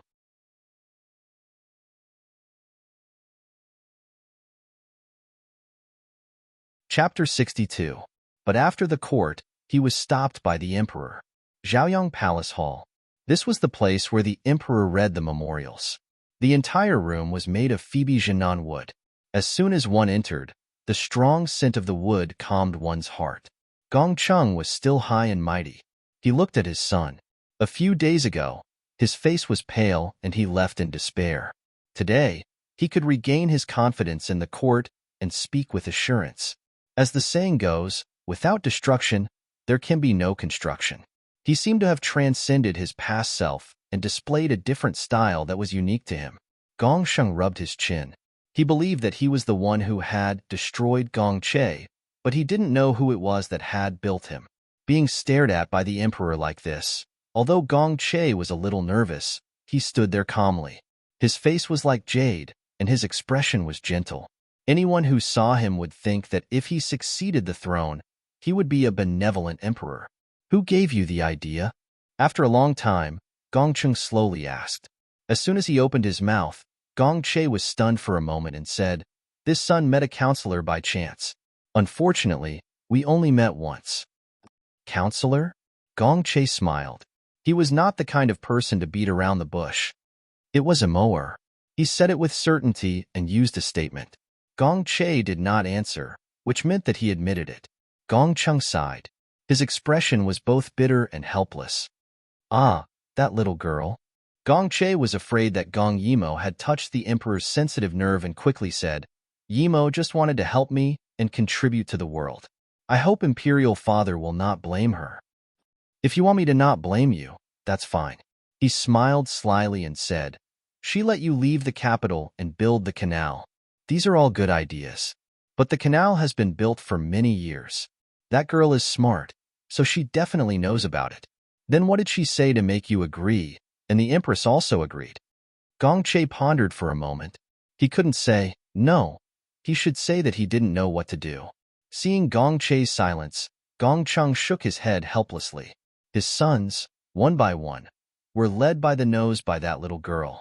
Sometimes, even he was also in that girl's calculations. That girl was really too shrewd. She clearly knew that Gong Che would ask about it, and Gong Che wouldn't be able to hide it, so she deliberately didn't tell Gong Che. But no matter what, it was a good thing for the country and the people.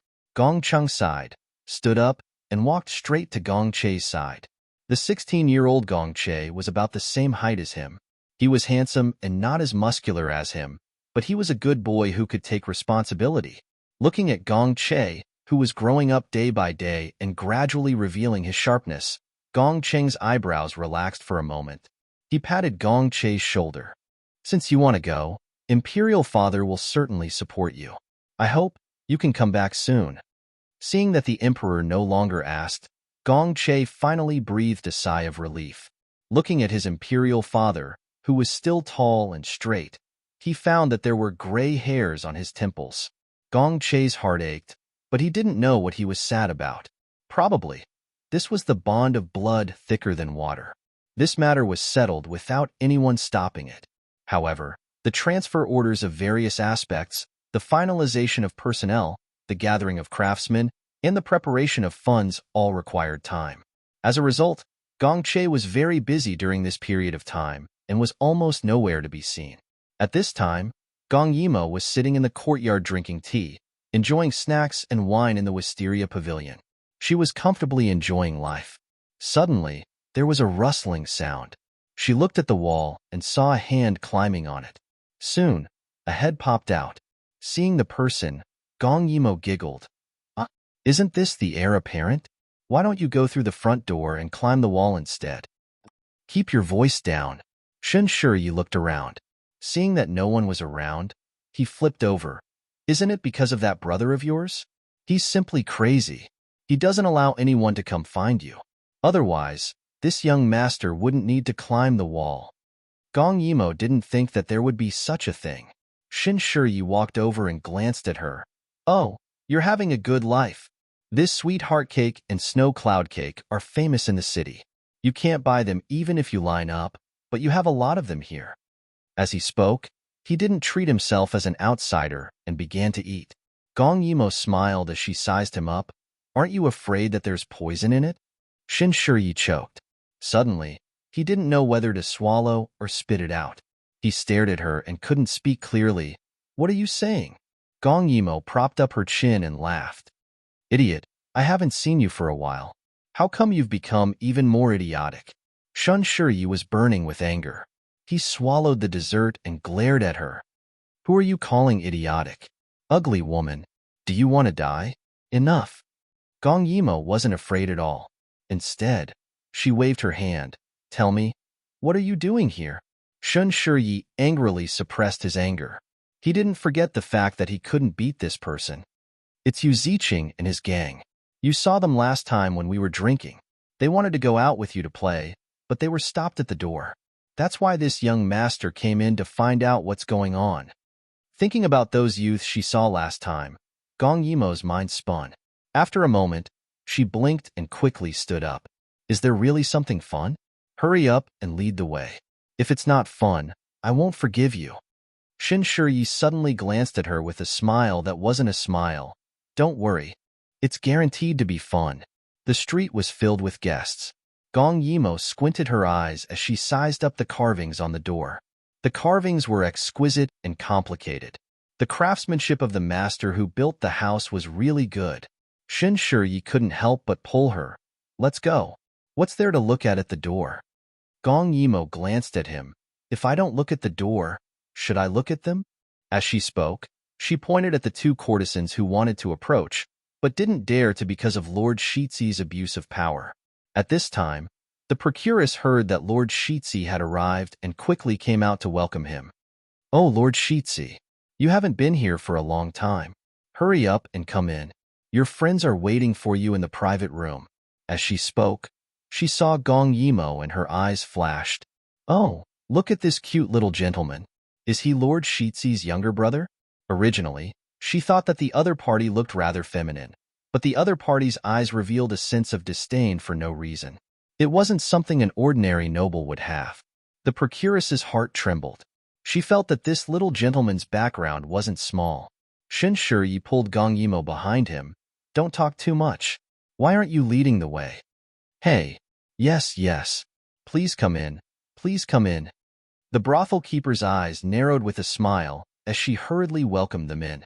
In her previous life, Gong Yimo was already tired of visiting brothels.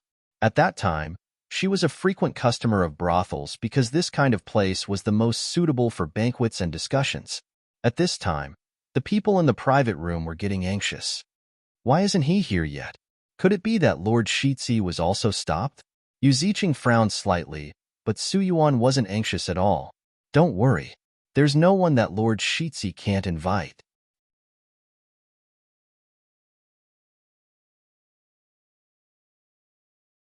Chapter 63. Li Ku, on the other hand, sat to the side and quietly sipped his tea. He was different from these domineering young men. As an editor of the Hanlin Academy, he had used his own abilities to reach his current position. The only reason they were gathered together today was because they had drunk together once before. The rather plump young master beside him tugged at Li Ku's hand and pointed at the jade butterfly cake in front of him. Big brotherly, do you want some? If you don't, I'll finish it all. Li Ku glanced at him and said with a smile, Qing, you really can't eat anymore. It's almost lunchtime. Hearing this, the little fatty looked at the last piece of jade butterfly cake on the plate with some reluctance. He didn't know if he was trying to convince Li Ku or himself. In any case, I've already eaten so much. One more piece won't make a difference. Lika shook his head with a wry smile. At this moment, there was a knock on the door.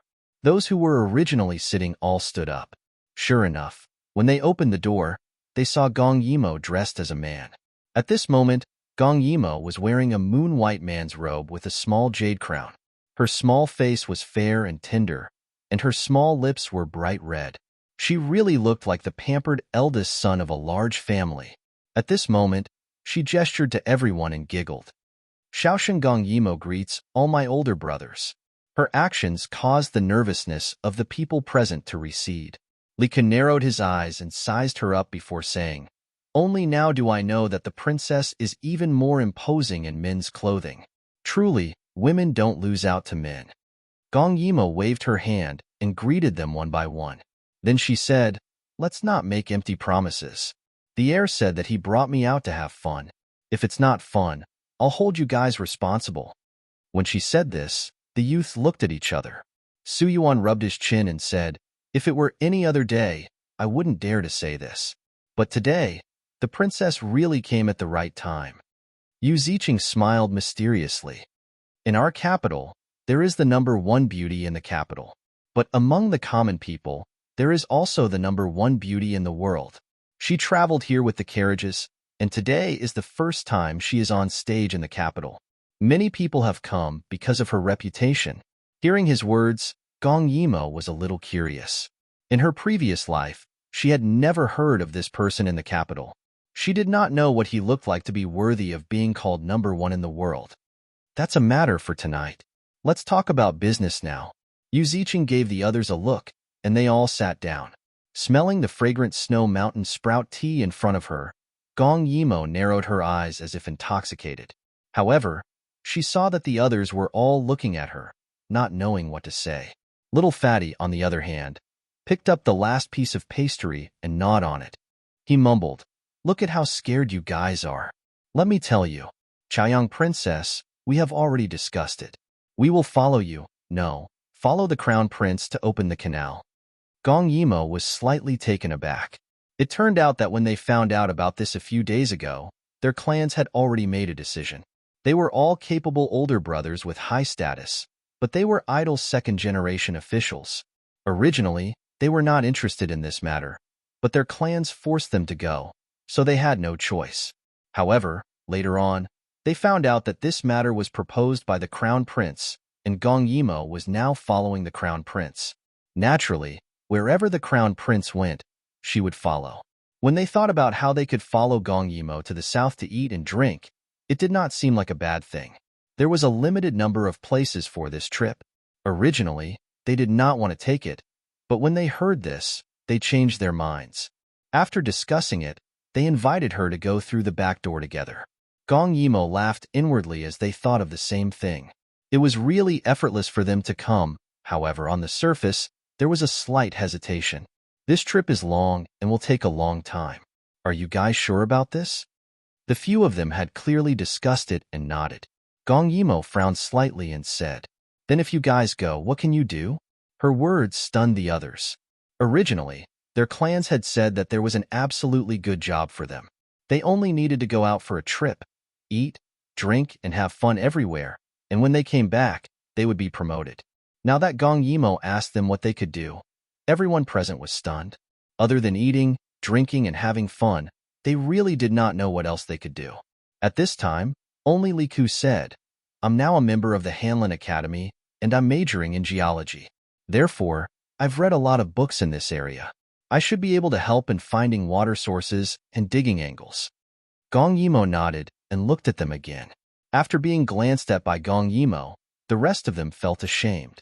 However, no matter how hard they tried, they did not know what they could do. Seeing their nervous expressions, Gong Yimo suddenly burst out laughing.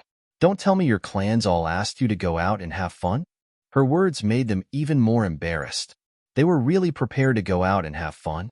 At this moment, little Fatty Chin Ching looked at Gong Yimo blankly and said, "I only know how to eat, but I'm also very obedient. As long as I'm given good food, I'll do anything." His words enlightened the other two. That's right. We're all very obedient. If there's anything we can do for you, just let us know. What do you think? Is this okay?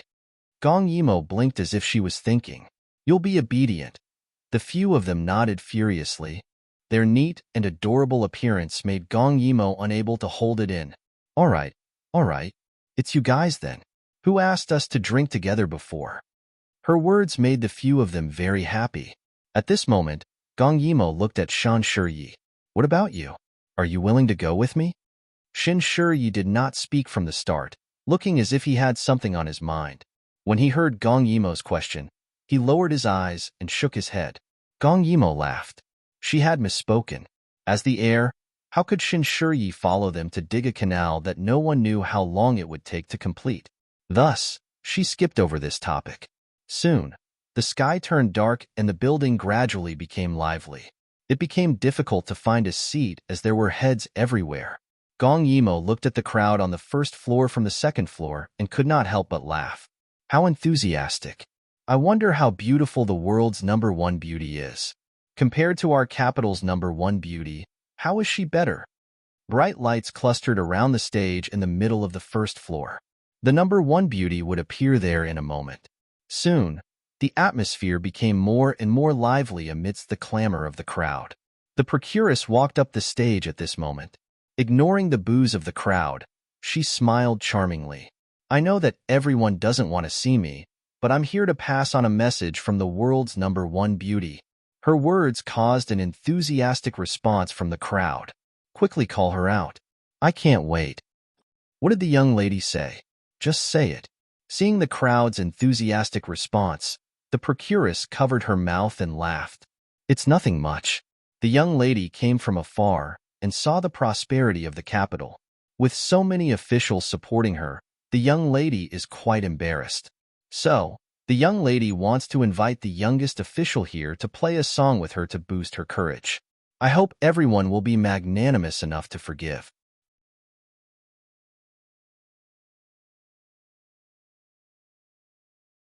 Chapter 64. Her words elicited the most enthusiastic response from the crowd. They directly ignored the word, youngest, and volunteered one after another. There were even people who shouted, What's so interesting about a young master? Or is it that only men like us can satisfy the ladies? Did you, the brothel keeper, pass the wrong message? The brothel keeper was not anxious. She covered her mouth and laughed. Miss Jingyun is from a brothel. It's her first time appearing in the capital, so she's inevitably a little timid. Naturally, she's looking for a young master. But most of the people who come to brothels are adults. No matter how young he is, how young can he be? Who says there isn't? Aren't I very young? A lazy voice sounded. It was obviously young, but it suppressed all the noise and rang in everyone's ears. Ignoring the youths behind her who were beating their chests and stamping their feet to dissuade her, Gong Yimo leaned on the carved railing and looked down. That lazy and sloppy look really gave off a domineering feeling. Everyone looked up. Oh, there really was a young master who looked no more than 10 years old. He looked like he was carved from jade. Although he did not stand properly, his aura was there. One could tell at a glance that he was a young master from a prominent family. However, the people present were either rich or respectable. Someone immediately looked up and shouted at her, Why are you visiting a brothel at such a young age? Look at you. I'm afraid you haven't weaned yet, right? His words caused a roar of laughter. Gong Yimo dug her ears, wrinkled her little nose, and harumphed. How do you know that I haven't weaned yet? Today, I'm going for the young lady's chest. She spoke vulgarities at such a young age, giving off a huge sense of incongruity. Someone was overjoyed. Look at how arrogant he is. It's probably because he's too short that he only reaches her chest. Gong Yimo was not convinced by his words. I think you people are obviously jealous. She looked up again and said to the brothel keeper, Why aren't you calling Miss Jingyun out? I've accepted the invitation. The brothel keeper narrowed her eyes and sized her up. She nodded repeatedly. I. This old one will go and invite her out now. The faint sound of the pipa suddenly became louder. Hearing that the beauty was about to appear, everyone stopped talking and stared at the stage. Their emotions were ignited to the highest point. Shen Shiyi poked Gong Yimo's head and said resentfully, "They're clearly targeting you. Why do you insist on going?" Gong Yimo was caught off guard and stumbled from his poke. She glared at him. "Shen Shiyi, how dare you? Why don't you try again?" Shen Shiyi immediately withered. He swept his eyes over the other youths. The other youths all lowered their heads and pretended not to see anything. "Isn't it because I'm afraid that you'll fall into someone else's trap? If there's any mishap, your crown prince brother will definitely find trouble with me." Gong Yimo glanced at him. Her gaze was very clear, as if to say, "If you care about me, just say it. You're just a little tyrant. Why are you afraid of him?" Shen Shiyi felt very awkward under her gaze. Just as he was about to get angry, a burst of exclamations came from below the stage. It must be that famous Miss Jingyun who had appeared, right? Gong Yimo hurriedly leaned over to take a look. She saw 4 women draped in red muslin coming out like fish. Each of them had stunning looks and enchanting figures. They danced to the increasingly passionate sound of the pipa. The red muslin fluttered, stunning everyone. But which one was Miss Jingyun? Gong Yimo rubbed her chin. At this moment, the brothel keeper suddenly came up the stage and smiled. "Young master, please come down. Miss Jingyun hopes that you can lead her out." The brothel keeper's words caused another burst of exclamations from below the stage. If these beautiful women were not Jingyun, then how beautiful would Jingyun be? Interesting. Gong Yimo smiled. She suddenly slapped the railing in front of her and flipped over. Amidst the exclamations of the people below, she flew through the air and landed on the stage, scaring away the 4 maidservants who were originally dancing. Once she stepped off the stage, she was the only one left. It turned out that this young master was also a martial arts expert. Many people cheered in the spirit of watching a good show. Gong Yimo waved her hand. After everyone quieted down, she revealed a smile. With a snap, she opened the folding fan that she had taken from Liku's table. She was very flirtatious and very arrogant. "Miss Jingyun, right? This young man is here. Are you ready?" She smiled wickedly. However, because of her red lips and white teeth, her naughty smile did not look lewd. Instead, it was very cute. As she spoke, she walked to the center of the stage and slightly bent down. She stretched out her hand and gave a gentleman's salute. Everyone held their breaths and stared at her. They wanted to see what this world-famous beauty looked like. Slowly, the sound of the pipa faded away. When it was quiet, the gentle melody of the guzheng sounded. At this moment, a woman's delicate laughter sounded. Before they saw her, they could hear her voice. Such a beautiful voice was like pearls and jade falling on a plate, causing people's hearts to itch unbearably. "Jingyun is indebted to everyone for your support. It's my honor." It was clearly a few simple words, but to her, it was charming to the bone. Gong Yimo slightly narrowed her eyes. Did this person practice some kind of charm? Very quickly, she did not have the mood to think about these trivial things. Because the back of her hand sank. A hand gently covered it. Everyone present was quiet. It was clearly only a hand, but it was white and slender. The knuckles were slender and well-proportioned. It was said that the hand was a woman's second face. They wondered if her face was also so perfect. Hee, I'll have to trouble this young master. Gong Yimo was still in a daze. When she heard what she said, she raised her eyebrows. "It's no trouble at all. In that case, miss, please." Another jade-like hand lifted the curtain, and a tall woman calmly walked out. It was clearly a simple movement, but when she did it, it was graceful and luxurious. She originally had her head lowered, but when she saw that everyone was silent, she strangely raised her head and then smiled sweetly. "This little girl is Jingyun. Greetings." Her exclamation almost overturned the entire brothel. Even Gong Yimo was a little stunned. She had seen countless beauties, but very few were as beautiful as her. If she really had to say, only the regent, who later cultivated and became a spirit, could be compared to her. When a person's beauty reached a certain level, it could not be described with pen and ink. It was said that beauties were not made of skin, but bones. This Miss Jingyun's charm had already seeped into her bones. Her every move was really mesmerizing. Under her pair of peach blossom eyes, A small cinnabar mole fell on the corner of her eyes. It was like the finishing touch of a dragon. When this pair of eyes looked at one, half of one's body would turn soft. At this moment, Gong Yimo had such a feeling. The number one beauty in the world indeed lived up to her reputation. The strange thing was, why had she not heard of such a beauty in her previous life? Jing Yun's eyes curiously looked at Gong Yimo and smiled. This little girl is new here, so I don't know what song to perform. Later, I hope that the young master can help me. Gong Yimo nodded and smiled. This little girl is new here, so I don't know what song to perform. A beauty's smile was truly devastatingly beautiful. Below the stage, there were sounds of cold air being sucked in. Jealous gazes were thrown at Gong Yimo. Even Su Yuan, who was upstairs, said in a daze, "If I had known, I wouldn't have brought the princess. Without her, I would definitely be the youngest one." You're tuning in to the Romance Rendezvous YouTube channel. We're so grateful for your support, and don't forget to subscribe to join us on this incredible journey through captivating stories. Your generosity through donations truly makes a world of difference, as it's the primary source of revenue that allows me to expand and enhance this channel for you. Thank you from the bottom of my heart for being a part of this adventure.